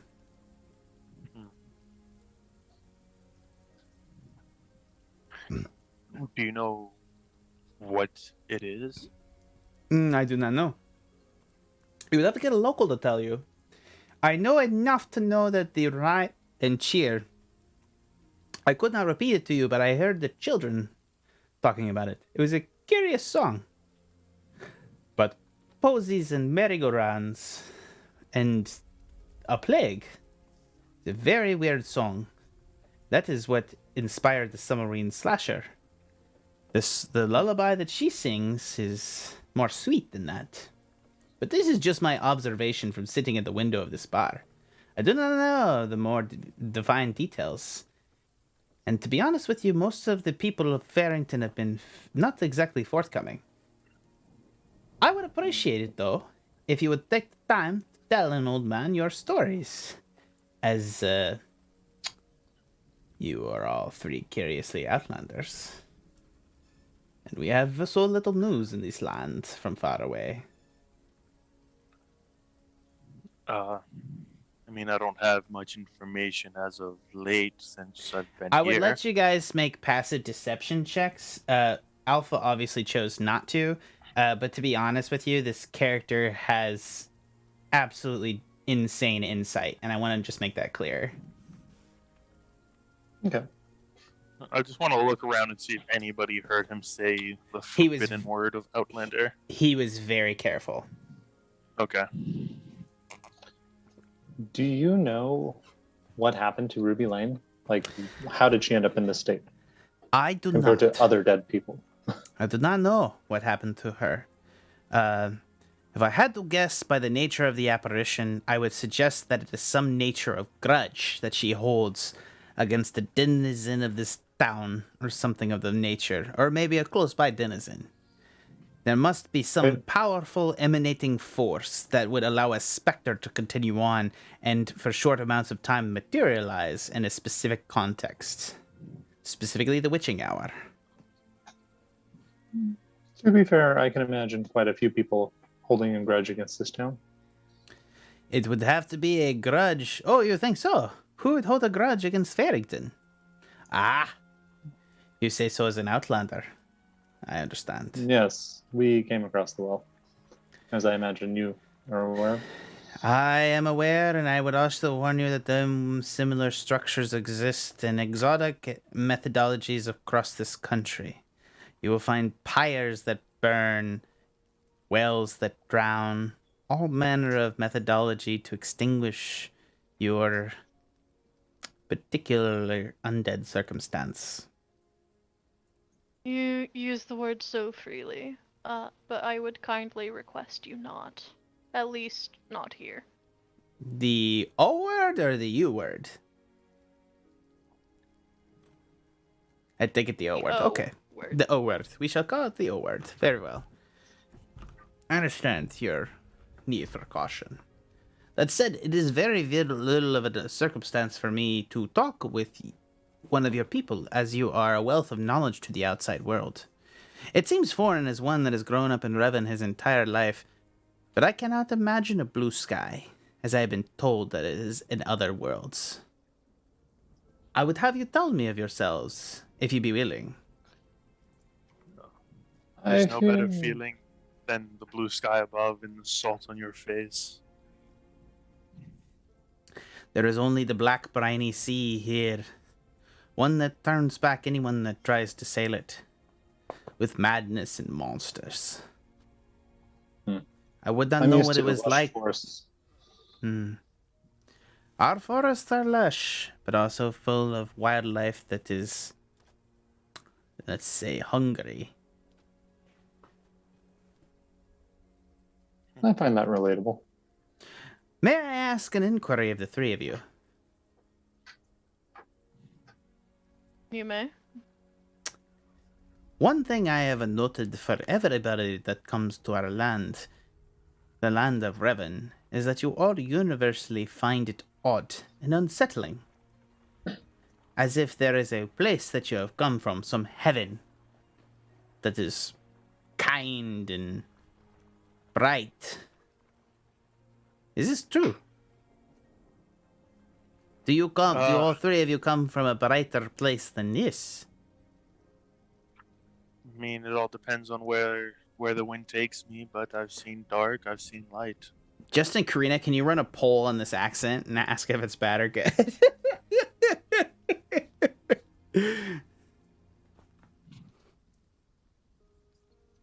I cannot speak for the rest of my companions, but it is not often I see the sun.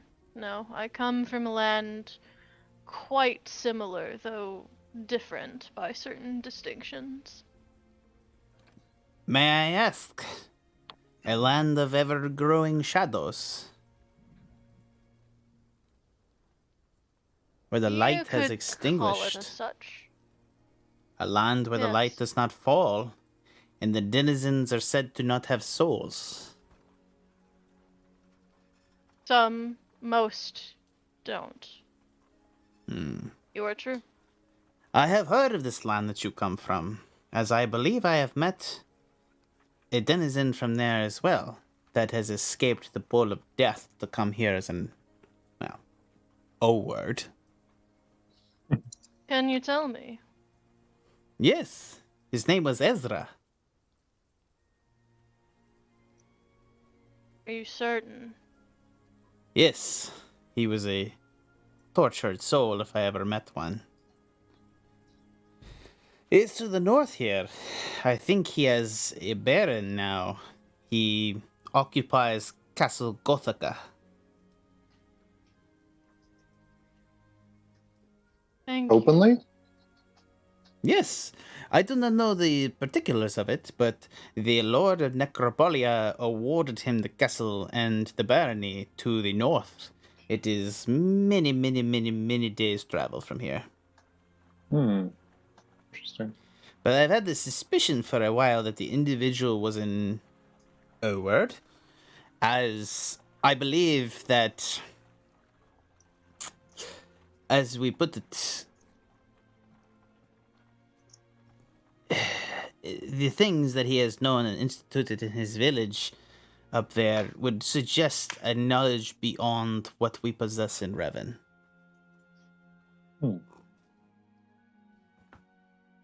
So Silver swallows very with difficulty, and he Right. will push away the glass of orange juice.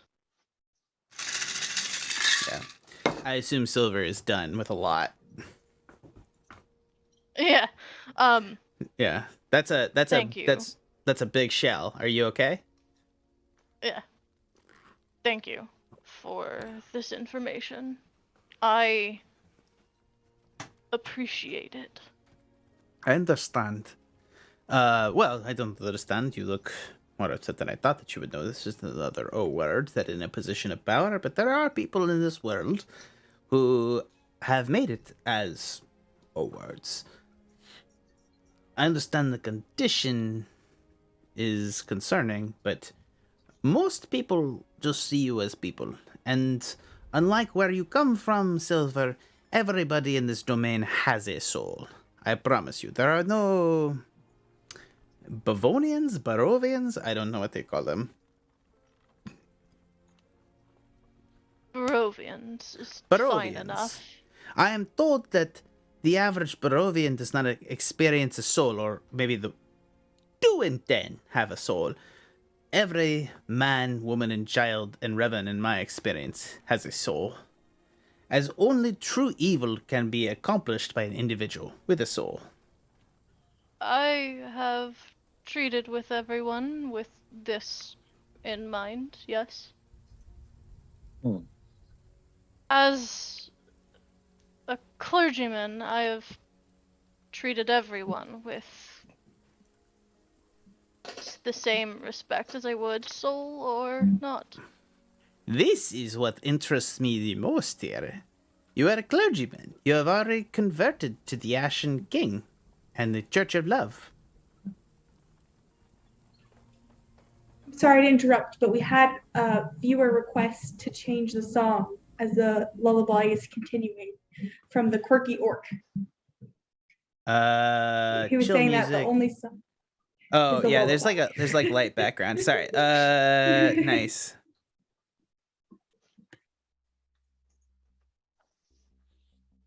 Nope. Let's do a. We'll start here. There we go. Yes, this is definitely No, and fun. thank I you, like the it. Quirky Orc. Who is the Quirky Orc? Listening to the lullaby, that's fair. My bad, man. Okay, yeah.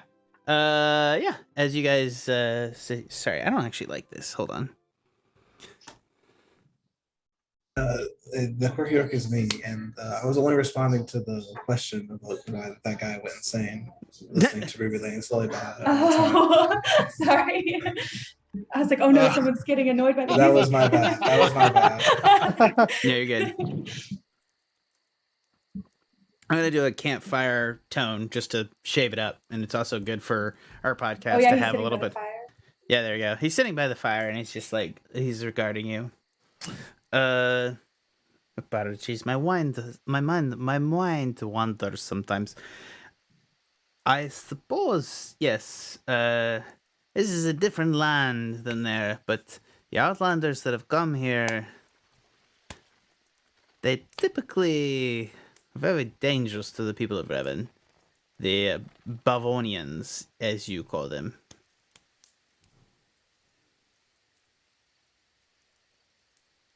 Barovians are dangerous here.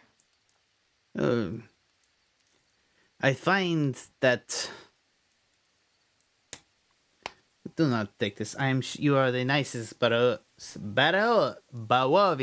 I've ever met, but I have had some unpleasant encounters before, especially in my fascination with the monsters of this land. Monsters and evil are all relative where I come from. Precisely. Some may say the wolves beyond this village are evil, but if I tell you the werewolves themselves were once common men, now driven by a curse and needs to feed. Are they evil? Or are they beyond the help of mankind? I cannot say. I have met werewolves in Necropolia that can control their urges. Are they rather individuals mad that should be put to asylum and that we can themselves help? I would say so. But I You said they can control understand themselves? there are werewolves in this country that can control themselves. I have met them. They hide themselves for obvious reasons. But I How do far know. is this town? Necropolia is the capital of Revon and is the greatest infrastructure and city in this world. We shall have to visit. You can also go to Blackwater. It's a very nice city. To the north is the Israeli frontier. You can check that out. And there's the wineries to the north. It's good country for wine. And to the east is a cloudless, I'm told there's a desert out there where you can see the sky. The actual blue sky, I am told. It's the only place in Revon that you can see it.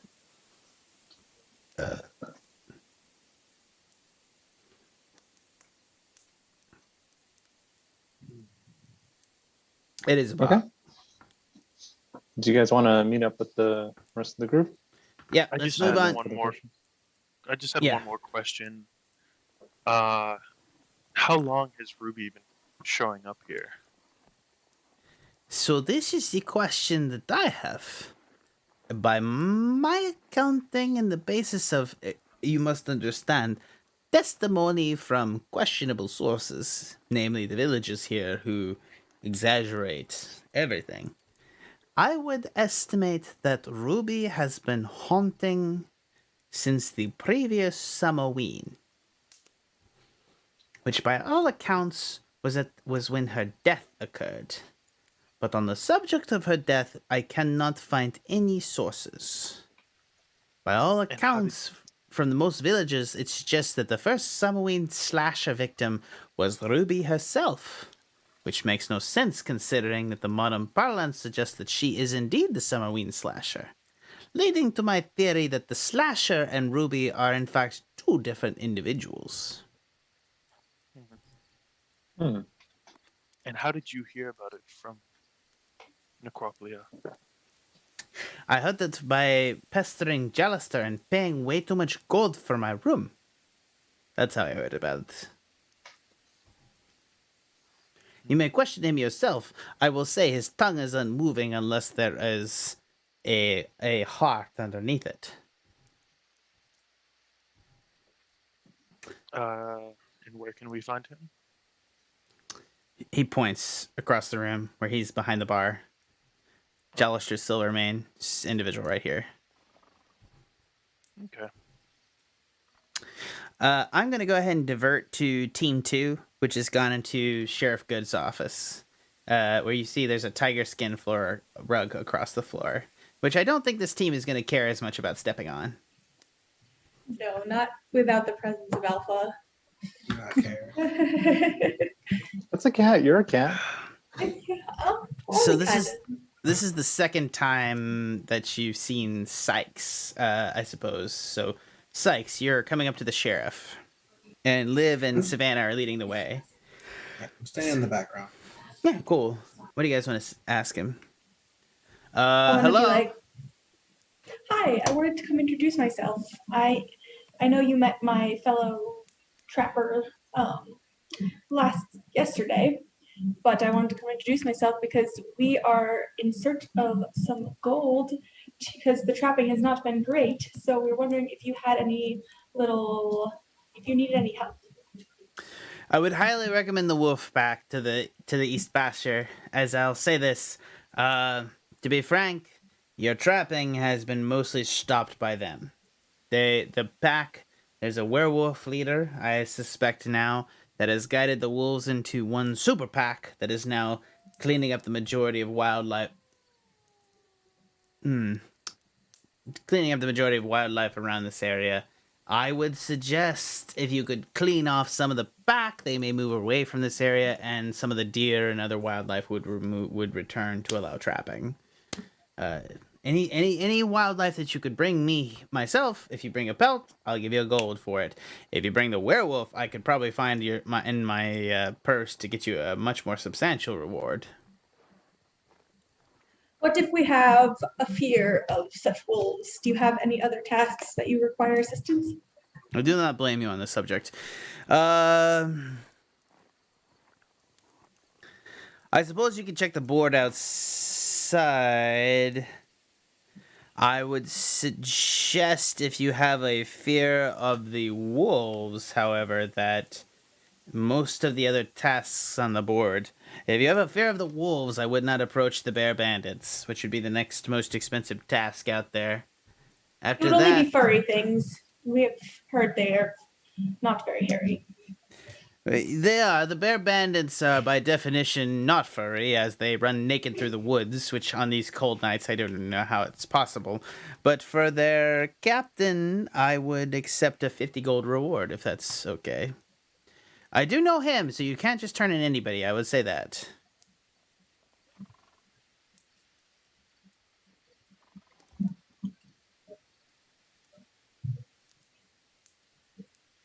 Winifred, I believe his name is. The captain of the bear bandits, his name is Winifred. If you could get me Winifred, I'd give you 50 gold for his head. Dead or alive, I suppose. Maybe 60 if he's alive. Maybe 60, as I would say. Any information that could lead to us capturing the rest of the bear bandits, and I believe they will decompensate without him. Winifred himself is very smart, but the rest of them are naked assholes. I know the board outside is posted for all to see. We're hoping for something with a little less competition. Do you have anything that you're currently working on you haven't posted yet that you need help with? Nothing less difficult than a werewolf. Sorry, than a wolf. Not the difficulty that scares us. It's the fur. That's what you suggested. What are you looking for? We're just looking for anything that will give us some gold.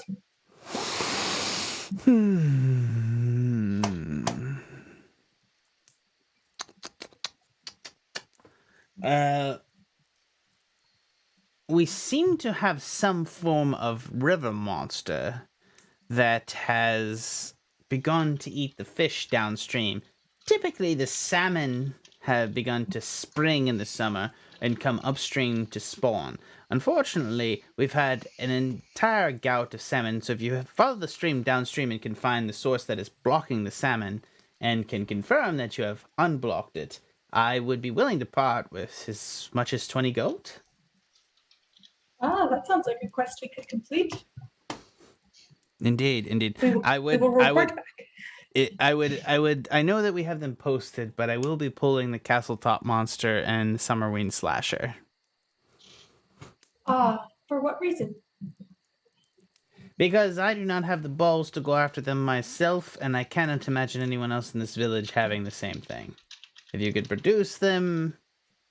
But at this point, the fucking priest tells me that he doubts that we can handle the Summerween Slasher, and I'm just supposed to effect a curfew.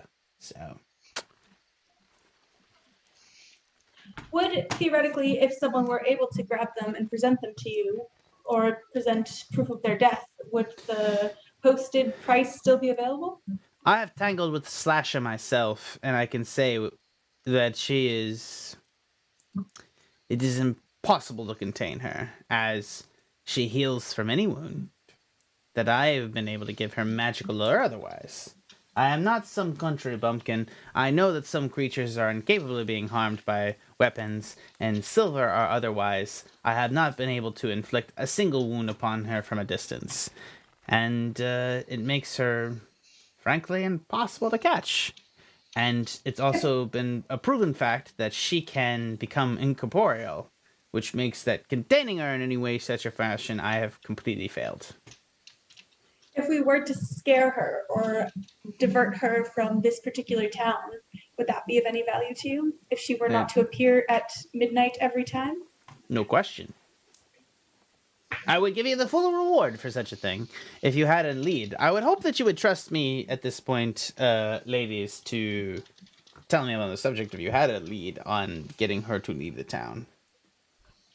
We do not, but we understand that she is such a nuisance that her moving on to another town wouldn't be the ideal situation, but wouldn't be looked down upon either. I will tell you this in advance. I know the connection between the spirit and the castle top monster. And I would say I would warn you against going after the castle top monster. I'm going to pull the bounty for that as well. We had 12 lodge mates from over the wall. The majority of the hunters of the lodge who went up to the castle top, they have not returned. 12 strong party against whatever's up there. I would not give you good bets on 3. We appreciate the advice. Have a good day. Does my party have any more questions for you? Yeah, the rest of the party is beginning to show up as they've left the bar.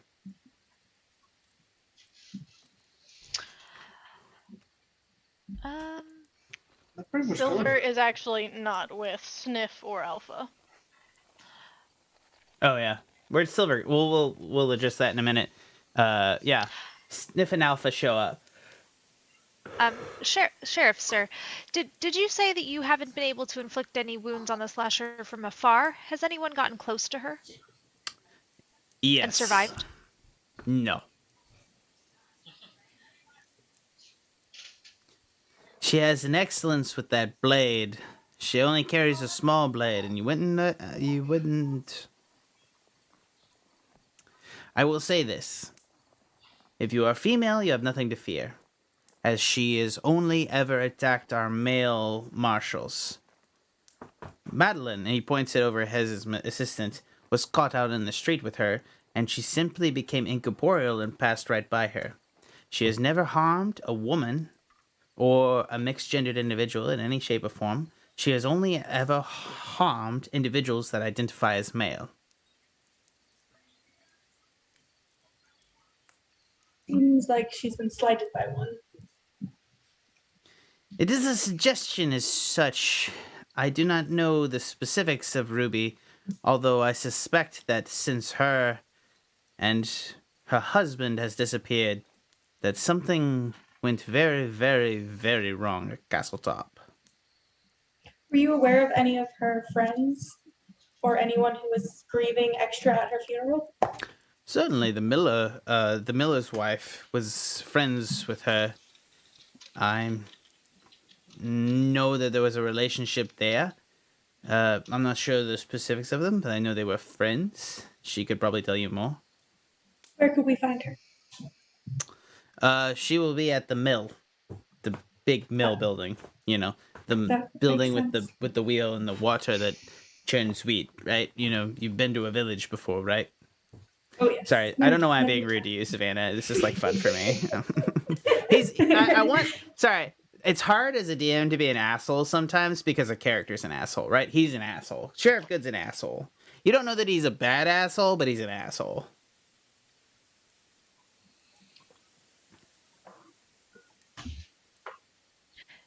Any other tasks like the salmon monster? The Chandler next door needs help with his wax. I'm sure he's promised some magical device to anybody that can help him with his wax issues, but be it is what it may. Oh, and there's simple tasks that the Friar Fair wants done at his church. If you can help him with that, I'm sure he could spare some gold, the old fart. Thank you very much. Thank you. You're most sir. welcome. Now get the hell out of my office. Certainly, we will only return when we have victories. Or I have to collect your bodies. Sikes is gonna step away and just go. Oh, okay. Whew. That was so nerve-wracking for me. I thought for sure he'd arrest me at any point. Anyway, Once we were outside, we were like, you could have warned us, you asshole. I could have, but I mean, I thought he'd be different at the morning. Oh yeah, some people are morning people, and some people are night people, and some people just aren't. Aren't good at all, yeah. We'll fail in Alpha and Sniff about the salmon monster, and that it looks like something that maybe we could complete today, that before the Summerween festival, because it seems like it couldn't be too hard. Perhaps Silver may be able to help the candle maker as well with that same technique he used in the church. Silver hadn't come out to us yet. I'm not sure. Yeah, let's go ahead and resolve where Silver is. Silver, what are you doing? I'm gonna continue talking to Professor Arkham. Mm-hmm. So everybody's had a chance to go across. They just sort of left. And you stay behind, slipping behind. He's like, "Dear sir, what may I help you with?" You said Ezra resided in Castle Gothica? Correct. That is what I said. And this is in the city of Necroplia? No, it is the north. Many days' travel from Necroplia. I suspect you know him. Yeah, you could. Yes, you could say that. Then you know of his. Then you know of his affliction. It was going to be my next question. I don't Yes. intend to suggest, but the nature of our run-in was that I attempted to stake him. I hope you do not want to kill me. And he's got his hands down by his side in kind of a more ready posture. No. I have no ill will to you. You you must. I'm sorry. You are not alone in having friends be overtaken by the sickness, the hunger. You did not tell me anything I did not know. Just confirmed my fears. You came from the Black Beach, correct? I did? Which means you were sent here by the Crow Bastard. So I'm told. Well, then you were sent here to kill 4 monsters that cannot be killed. And I am so very sorry.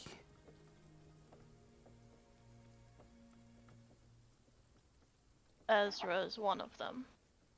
He is.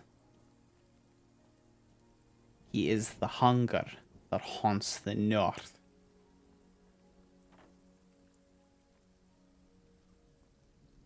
That is information I did not know. But thank you for telling me. I'm sorry. I see in your demeanor that you knew this man before what he became.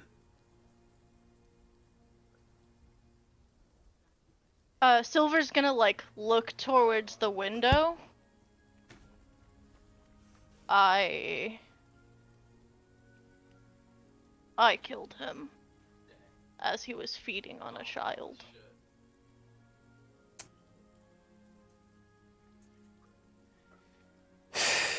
You will find a lack of children throughout this land. And his evil has continued. I am sorry. Whatever force perpetrates Revon and brings these evils here, it has given evil a second chance. Something I don't sense in you. You have also not converted to the church which makes me question how you could possibly... You fixed elements of the church this morning with your magic. It is not a magic of a sorcerer, but the magic of a cleric, which is unknown in this land outside of the Church of Love. How is this possible? Please, I must know. And if I knew the answer, I could tell you. Your God has reached beyond realities in space and time and the barrier of the gods of this land to touch you. You are beloved, Silver. There is no question about that. Beyond time and space and the concepts of the gods and themselves, gods beyond the power of reality, something has stretched out its hand through evil itself and burned, so that you may have its touch. May I suggest you don't doubt that power? I never have. Good. I find myself trusting you beside the point. Let me know in what ways I can help you. I may be an old badger at this point, but I am still conniving in the best sort of ways. And my goal is still the death of the monsters of this land. A subject I will eventually perish in my pursuit of. But is the concept of which I have devoted my life. You and Von Richten share the same fate, I imagine. But you shall be hearing more of me in This the name, future. I have heard it many of time in reference to me. A kindred soul. It is curious that even in the darkest of lands, even lands beyond the darkness of Stradvan, whatever the fuck his name is, you can still find light. Go on your way, Silver. I wish you the best. And thank you, Professor Arkham. Seek out my University of Learning if you can in Necroplia. They will help you. I will send a letter. Thank you. You're most welcome.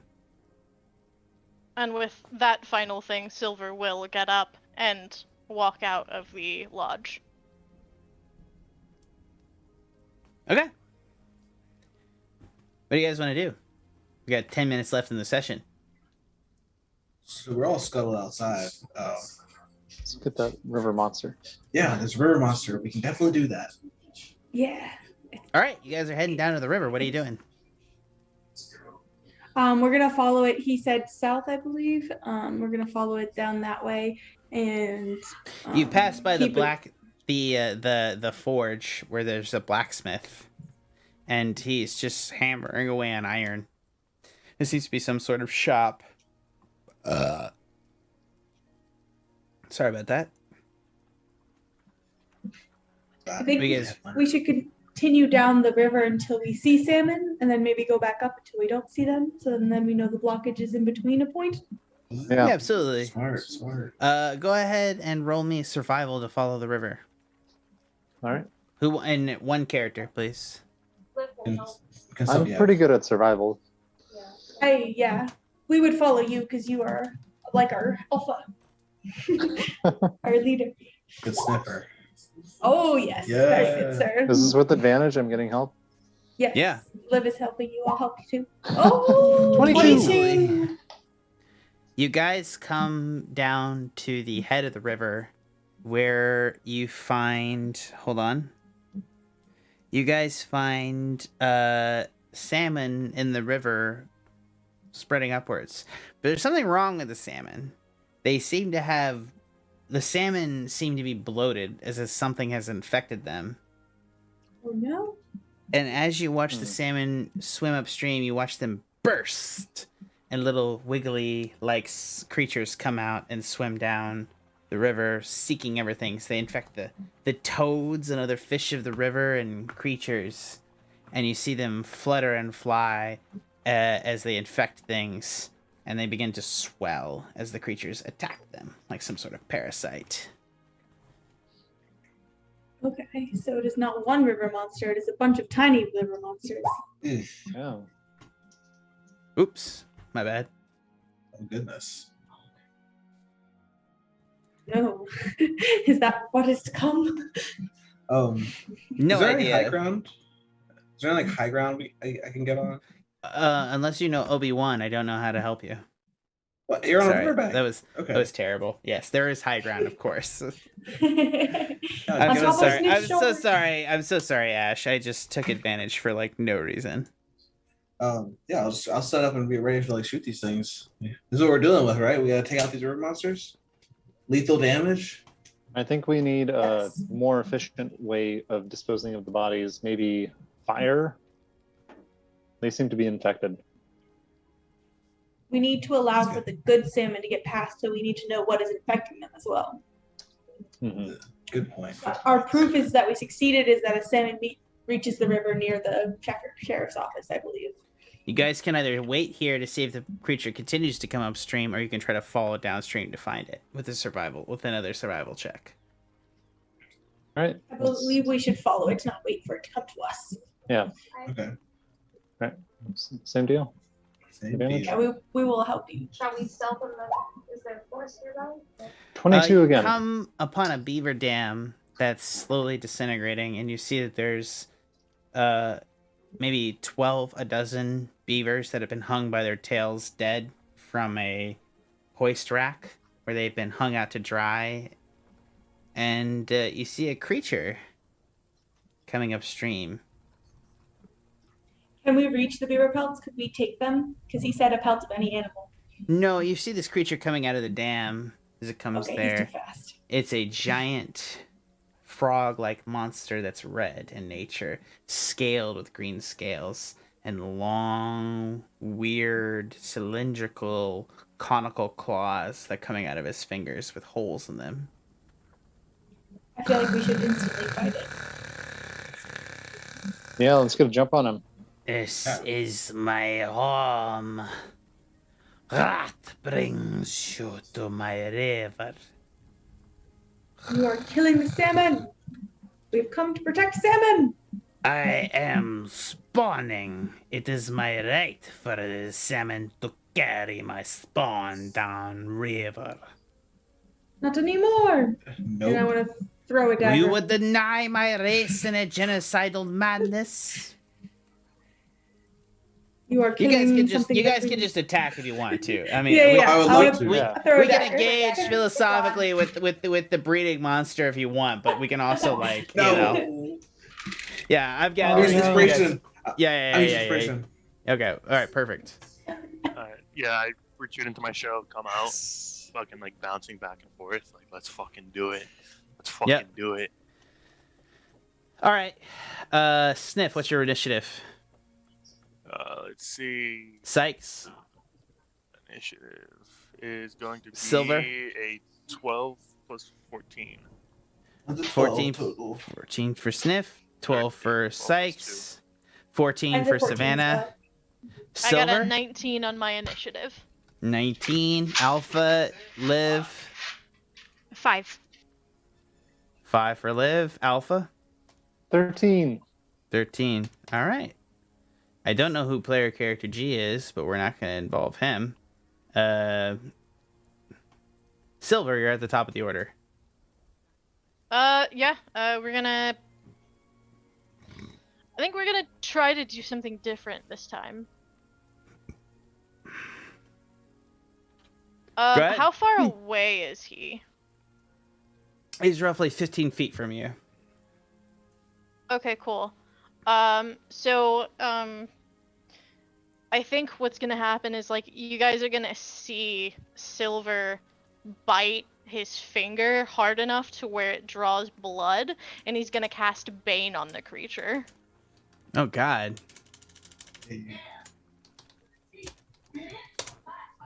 Hello there. Okay, he needs to get DC 13 Charisma saving throw. Hold on. Wow, Charisma. -2. Fail. -1. Jesus. Okay, so every time he tries to hit someone or rolls a saving throw, he rolls a d4 and subtracts it from that. Beautiful, beautiful, beautiful. Well done. Next up, so unless you have another move, Silver. Next up is Savannah. That's it. I'm gonna throw a dagger at him. Go ahead.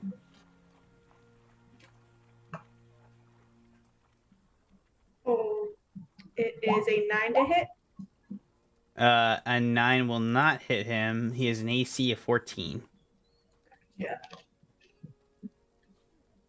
Anything else you want to do with your bonus? You can throw another No. dagger. Okay. Oh, I can? Okay. I don't know if you can as you know. I think he has a bonus action. You can throw a dagger. Sure. Okay.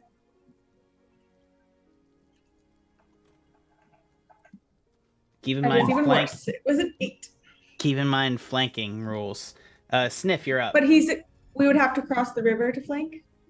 So I want to just make this clear because I don't have a map for this situation. He's actually, you know what? I'll just do this. I'll just draw this real quick. Hold on, guys.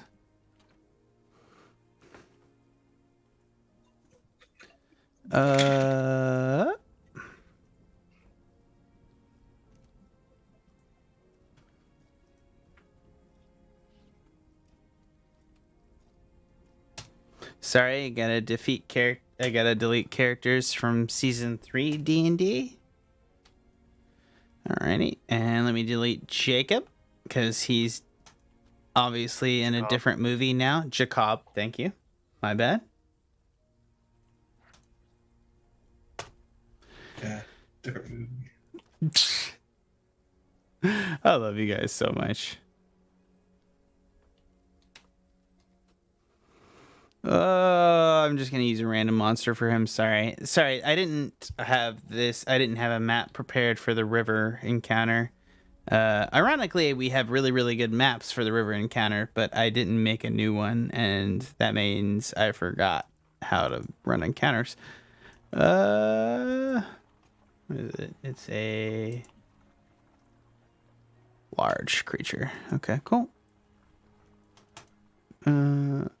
Hold on, token. Oh my god. Control C. Alrighty, so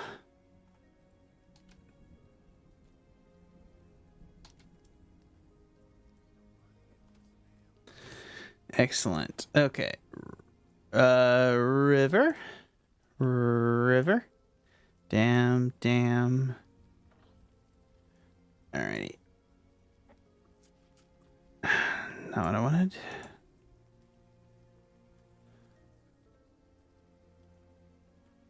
Alright, here it comes. 2.5 seconds, guys. And apologies, Tanner, that you gotta cut this out of the edit of the stream.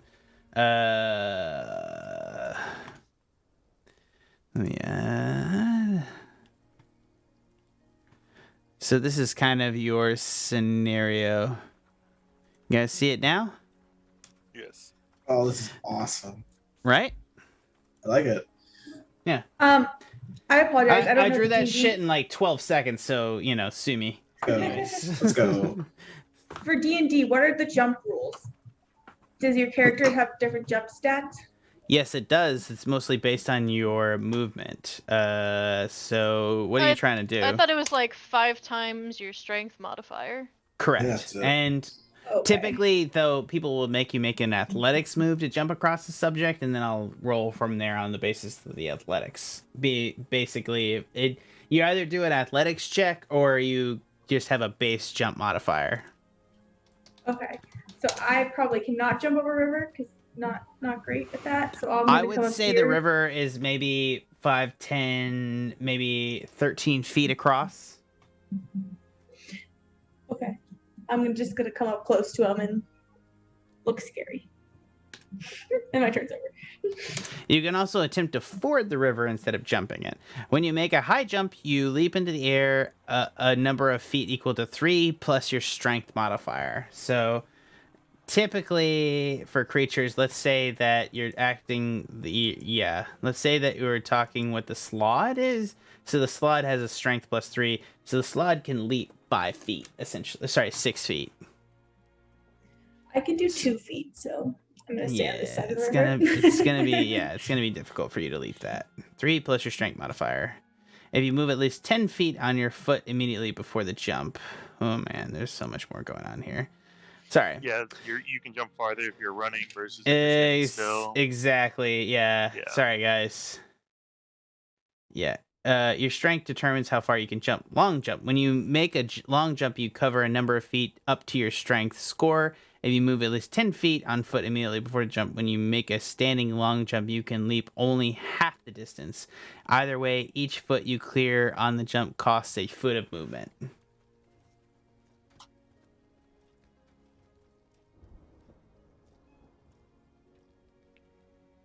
Any issue? I don't think that actually changes what you want to do, Savannah. Nope, I don't think I can make it across the river, so I'm just gonna go right where I am on the map, so slightly closer to maybe someone else who can jump the river. Or Gotcha. we'll You're see. right by the beaver dam. Yeah. That's your turn. Is there anything you want to do? You threw a knife at him. You took your second. I think that's it. Yep. Okay, Sniff, you're up.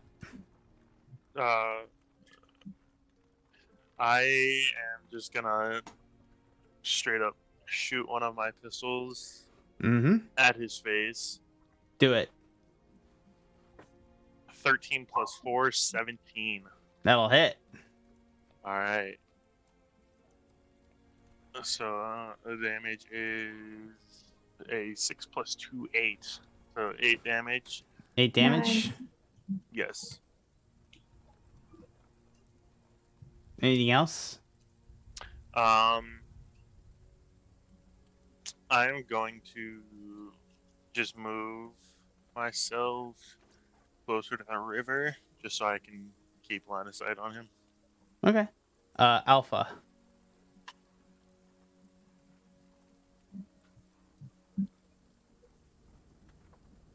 And I recognize it's 9:04. I'm not going to push you past 9:20, guys. Sorry about that.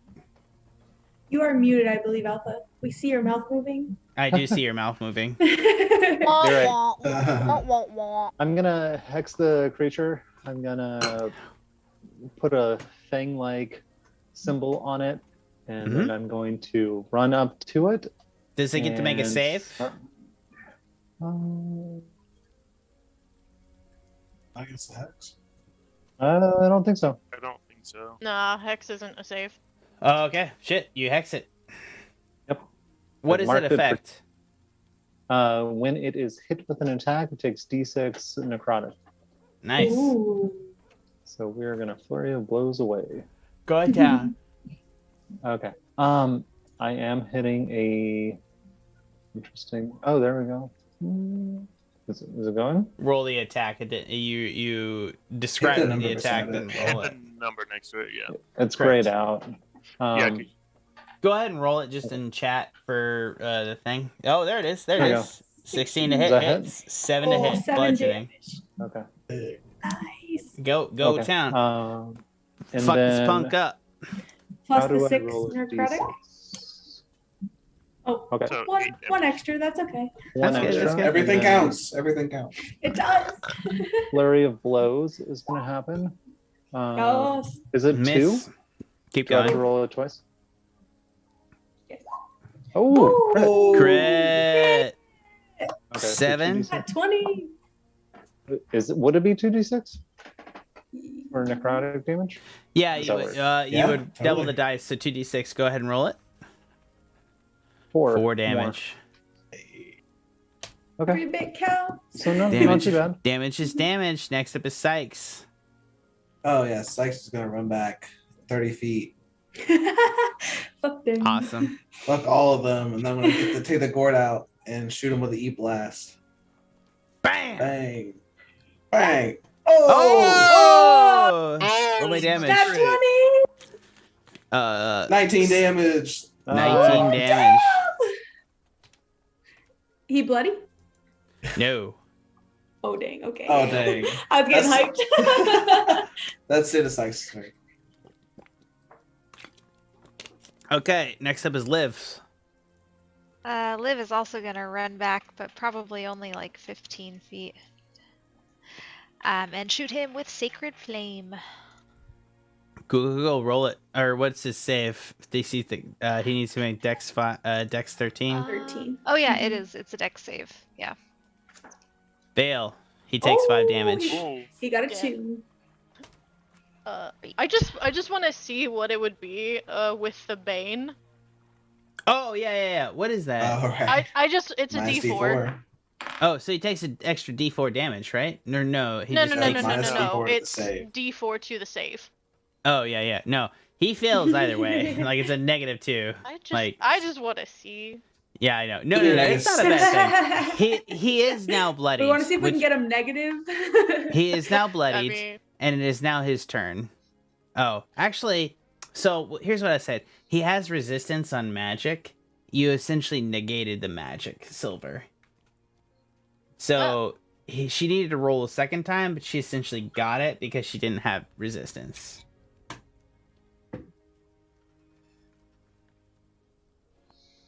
All right. The creature is going to gain... It's going to start to heal 10 health as it comes back. And then it's going to turn around and it's going to make a couple of attacks.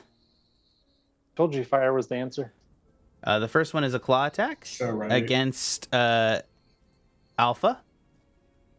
Alpha, you need to make a DC 14 con save.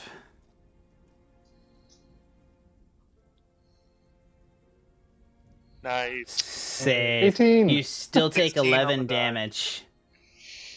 Let me tell you, Alpha, if you fail that con save, bad shit is going to happen. And on that What's the note, monster? let's talk about Savannah. 13 to hit. Savannah, what's your AC? Nope, I'm a 14. Oh, it just missed. So he claws out, and then he's going to make a bite attack on Alpha. 18 to hit for 9 damage. No, minus Alpha. D4. Oh, minus a Yeah, D4. for attack. I will roll a D4. Come on, Does get that a affect 4, get a the 4. previous attack? 3 from that, from 18, and that will be 8, 7, 6. It'll be 15 to hit. Oh, I have 16 armor. Yeah. It Yay. misses. Alpha. Very nice. So he still gets you with the first one, which is a 20. Even if it's a D4, 16 will hit. Yeah. Sure. So again, I didn't roll it because that's why it didn't matter. And then a 13 doesn't hit, and then an 18 doesn't hit either. So, but you are hit, and you did pass on that, correct? Yes. Yep. Yeah, He passed, 18. for So sure. you missed. All right, that's his turn. It's scary, Nice. but it's top of the order, and it's We Silver. got him. Yeah, Fire his face. we're gonna. I don't have any fire. Oh, it's okay. It's okay. I wish, but no. I'm gonna Sacred Flame. No. I'm gonna Toll the Dead. Nice. Put it in chat for people to see. Nice. Okay. Wisdom saving. Wisdom save. -2. -1. Oh my gosh. Oh, He no. He fails for 4 damage. He's not a great roller, Mr. River Monster. He's not, but he also saves. Silver, anything else in the queue, or are we on to Savannah? No, that's it. Savannah, it's your turn. I can reach him with my rapier. Yes, you I'm within can. 5 feet. Okay. Yes, you I'm gonna hit him can. with that. 16 to hit. 16 will hit. It is 6 damage, 7 damage. 6 damage. There's no sneak attack damage. Only 6 damage. Well, no, you're next to Alpha's right No, there. you would Why get wouldn't sneak Yeah, attack. Yeah. Yeah, Oh, you're okay. friendly. Sorry. Okay, cool. 7 damage. Got that. So it's 6 piercing damage, 1 sneak. Yeah, he's bloodied again because, and we'll see what happens. But now it's Savannah. Now it's Sniff. All right, I'm gonna using the other pistol. I'm gonna take a shot at him. That's 11 plus 4, 15. 15 will hit. Yes. for 6 on the die, 8 damage. Boom sounds as the gun retorts. Bang! And the cloud of smoke fills the air as the gun retorts and takes the fucking slot in the shoulder as he cuts out, and you see worms and blood fly as he screams as the man is essentially a sack of fluid. Alpha, it's your turn. You have 6 health left. I'm actually going Ooh, yeah, to action go ahead. surge. Yeah, do it. And you got another round in the chamber, right? This will be their third Yes. round Yep. of your 4. And this is a I'm- 13 plus 4, 17. Bang! Boom! You see other things. You see him flip the barrel, slip it around, clack into That's- place, and boom! The 10 gun plus reports. 2, Nice. so 12 damage. The slot is at 21 health. As you blow chunks out of it. His arm goes limp on the left side as he can't attack. It may affect his ability to attack depending on his healing. Next up is Sikes. Alpha. Oh, Oh, Alpha. Alpha, Sorry. you're saying it has 21 left? Yes, it does. Well, fuck. I can't And run you for have that. And we have Alpha, flanking, Sikes, and Liv before you. You do not have flanking. but I can move. Yeah. You can. Oh! You go through the river, which is difficult terrain. 5, I got 40. 10, 40, 15, which is half your movement. With Yes. difficult terrain is 30. But you He's are so now good at it. you are now flanking him, which means you have advantage on all your attacks. Whew. All right, buddy. I didn't appreciate that last hit. Get him, Alpha. I yell encouragement. All right. Bam, bam. Aw. Does 13 hit? Mm-mm. No, his AC is 14. Go for your second. Okay. Oh no. All right. Flurry of blows, number 2. So I guess I need to click this 4 times. Whoa, hold on. First Josh, two. did your camera go down? 20, Yes. 20, Oh, 30. shit. We Someone lost the left. camera. Who left? What? We I lost think you got one. unplugged. it's just- Justin, he's trying to Just- fix it. Justin, fix it, baby. Rip. All right. So of those 4 hits, well, I mean 2 hits with 2. advantage. So 23 hits and a 13 misses, so you hit for 4 bludgeoning. Yeah, and then I get to roll 1d6. A 5. That's a decent hit. So Yeah. 9 It total. is. Nine Yeah, total. he's down to 12 health. Sykes, it's your turn. You got this. Come on, Yes, Gord Gord, man. bro. He's gonna Keep- back up 30 feet. Keep in mind, Yeah. if this creature Gord gets boo. another turn, it's going to get 2 attacks. And if it gets those attacks in, it can infect people with its larva. Yeah. 11 will not hit. What else you got, Yeah, Sykes? Anything I already else? used my inspiration. Shit. Yeah. Yeah, that's a MS. Oh. And I can forgot you to check use my on Justin to inspiration. make sure he's alive? Yeah. Thank you. Can I use my inspiration? Is it too late? It's a little too late. I'm so sorry. Okay. Liv, it's your turn. You are in between 12 health and the slide for infecting your Okay. party members. Liv is gonna look around and kind of see that this thing's revving up to infect, and she's just gonna decide instead of Sacred Flame, she's gonna go all out. She pulls her hands back and casts Guiding Bolt. See if it hits. She's not good at this one. 8 will not hit. No, she is not good at Guiding Bolt. Her eyes do deceive her often. It's kind, but she shoots past it. Literally almost hits Alpha more clearly than it hits the slide. I think that's, unless you have a bonus, it's a slide's turn. I do have a bonus action actually. Go ahead. I think I will. I can heal. Yeah, healing word on Alpha. Nice. Actually, you did Guiding Bolt. I don't know that you can do 2 spells in the same turn, actually. It's a bonus action? It is, but you can only cast 1 spell per turn that isn't a cantrip. Yeah, so like you can't cast 2 leveled Oh. spells in a turn. Yeah, Oh, it has to I be a didn't know that. cantrip and a leveled spell. It's shitty. So I like agree. if you did Sacred Flame, you'd be able to do Healing Word. That's Okay. correct. Sorry, Alpha. Yeah, you fucked, bro. She's just arguing with herself instead. All right.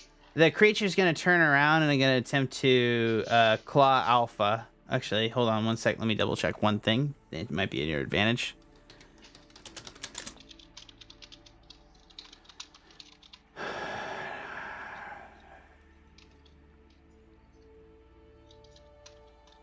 Oh, sorry, Alpha. I can make it.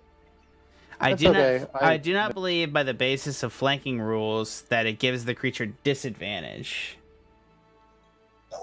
No, I don't think so. It just gives the attack advantage, which was one of the rare rules in D&D that doesn't also give disadvantage and advantage at the same time. So as such, it's going to turn and attack the weaker party member, which is Alpha, with a claw attack, which will be a 15 to hit. He Alpha. has a minus D4. Yeah. It Oh, that's does not correct. hit either one. Plus 15. And a 16 is his AC. Wait, so is it a Yeah. D4 from damage or to hit? To It's hit. minus everything. Oh shit! Damn. Okay, Alpha, what's your AC? Reverse 16. plus. 13. So it pretty much. Okay, well let's just do this 16. then. 16. 1-6. 1-6. Oh well, then it 1-6. can't hit either way. All right. Well No. then it's gonna claw. It's gonna use a bite attack on you. 20. Oh Oof. shit. Okay. No bane in that one. There's no bane in that. Yeah. No. That's a 14 to hit. Alpha's down. The slod grabs Alpha in its mouth and sinks its teeth into his flesh and wiggles him about, and he's got him as the hold as his mouth. So Alpha is stuck in his jaws, incapacitated, as he turns back, and he's going to use his last claw attack on Savannah. 18 to hit. Yeah, that hits. Wait, Make a DC 14 Constitution Bane. saving He's throw. got Bane. Bane. Oh, Bane. he's got Bane. Sorry. All right, Bane, D4. My AC is a 14, so I'm not sure. 3. Oh, No, yeah. it's a 8, No. 7, 6. It's a 15 to hit. Yeah, it hits. Still hits. Still Six got to make that. damage. You got to make that DC 14 con save. Oh, God, save that you. It is a 12. Oh, Savannah, I'm so sorry. You take 6 damage. Okay.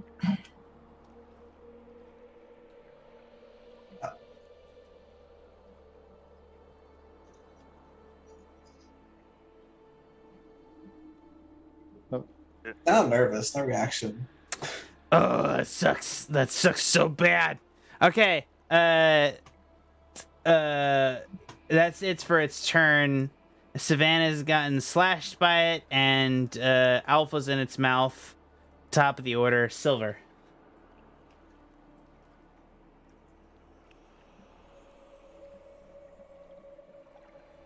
Okay, so I'm gonna move up 5 feet, and then because my domain allows me to cast this as a bonus action, I'm gonna cast Spare the Dying as a bonus action from 30 feet away. Oh, nice. Spare the dying. Alpha, you come back with 1 point of health in the jaws of the Yeah. slod. No, it just makes him stable. It just makes him right, stable. Right. Sorry. I'm overstepping. But that's So your he's not cantrip he's spell. not rolling death saves. He's not rolling Yeah. death saves. That's your cantrip spell? Exactly. So he's not going to die. What do you want to do with your bonus? Anything else? Or you're good to go on to Savannah? No, I'm gonna cast Healing Word as a. Oh, sorry, no, I can't do that because that's You also a cannot. bonus It's an action. Haha. Yeah. So Spare the Dying is a bonus. Healing Words, you still have your action. You know what I mean? Yeah. And you're within Um, feet to approach and attack with your mace if you want to. I am, but that wouldn't give me advantage because he's unconscious. He's no longer flanked. Yeah. I'm gonna cast Command, and I'm gonna tell him to grovel. All right. DC 13 Wisdom on the part of the slod. Let's see what he's got. -2. 10, he fails. He will grovel. Yeah, so that means he will spend his next action taking the time to Not grovel his instead bonus. of attack. But yes, his action, he will spend that. Yes, ma'am. Sir. Can you grovel with and- something in your mouth? Yeah, easily. Dogs, bro. No, Disagree. Savannah, you're up. You see him grovel. Which, Yeah, I'm gonna- from the purposes of this, I'm going to Yeah. interpret as a prone. It is prone, yeah. Yeah. So, which means you have advantage. Which means you can get sneak. I'm sorry, that was the kitty rolling, not me. That's 2 But I guess you can rapiers. count it as me. But it's just one. Unfortunate- It keeps sending it over once. But I will let you do every one one of my more rolls is sending because it over I'm twice. nice and it's late in the night. So let's See, go. this one will show it twice too. Just to prove. Alright. Oh, Oh shit! Oh shit, that's a crit! That's a crit! That's funny. Roll sneak attack and regular damage as a crit. That means I roll it twice. No, oh my god, we really need to talk to you about I don't know how to this. do this, yeah. Yeah. Oh my god.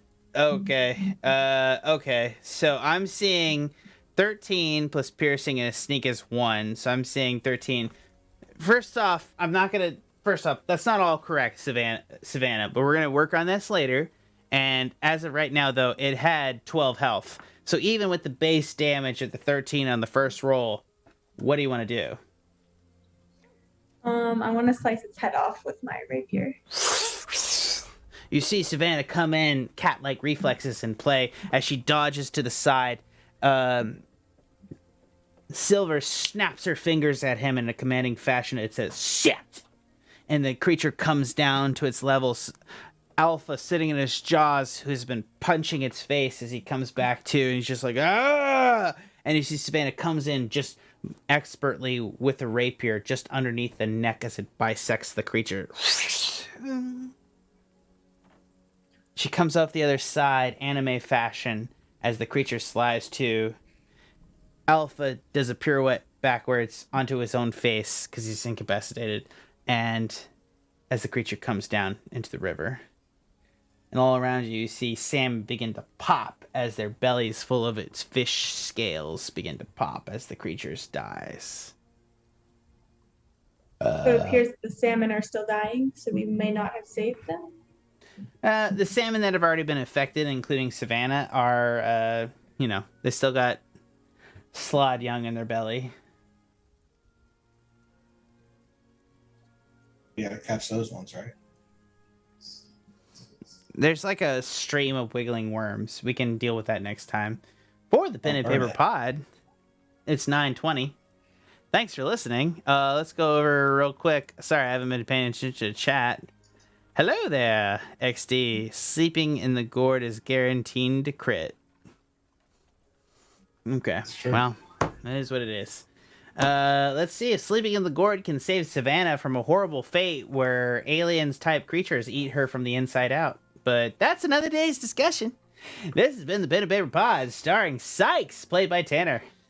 Wait, what was that last part? Savannah may be being eaten from the inside out by Oh. worm-like creatures that are going to gestate inside of her and then burst out of her flesh. Just casually. Oh, okay. Casually. Because this is a casual-ass podcast, right? Like, that's what happens on casual D&D podcasts. That's not even like me. That's just like D&D meta. Like, shit is dark, bruh. Nothing a night in the gourd can't heal. Okay, well, we'll test that, Max. I really doubt that. Max has been playing Alpha. Liv has been playing by Karina. Good night. Sniff, played by Justin. Good night. And Silver, played by Chesh. Good night. I am gonna love playing Ezra. We're gonna work on like what that accent's gonna be like. I am so excited for that. I am like literally just viscerally excited for that entire experience. I'm gonna make it so painful, almost as painful as Savannah, played by Ange, is gonna have to do in terms of having literal like slod worm monsters explode out of her belly if she doesn't die soon. You want to Yay. guess what the gestation period for that is? Because that's just the thing I always wanted to tell my player. Guess what the gestation period is. I'll let you make a roll right now. Guess what the gestation period is. 2 hours. I believe it's 5 minutes. No, Seems like it's the like- monster was right behind the salmon. It's a little bit more than We don't that, have but long. their ability to no. Base D&D is 3 months, so I'll be slightly meaner than that. Gotcha. All right. From everyone here at the Pen and Paper Pod, and by extension, the Tuscan Shed Media Network, and by extension, everybody else here, thank you for listening tonight. Please go out there and carve a watermelon. There's a shitload of cheap ones in the store right now during Summerween. Check it out. Enter our contest. We'll get back to you next week about the specifics of that. Foovie Lover, the Quirk York. Thank you guys. Thank you guys for sticking around. Remember everyone here at the Pen and Paper Pod and Revon Gothica, and by extension, the Tuscan Shed Media Network. Thanks for listening. Good night.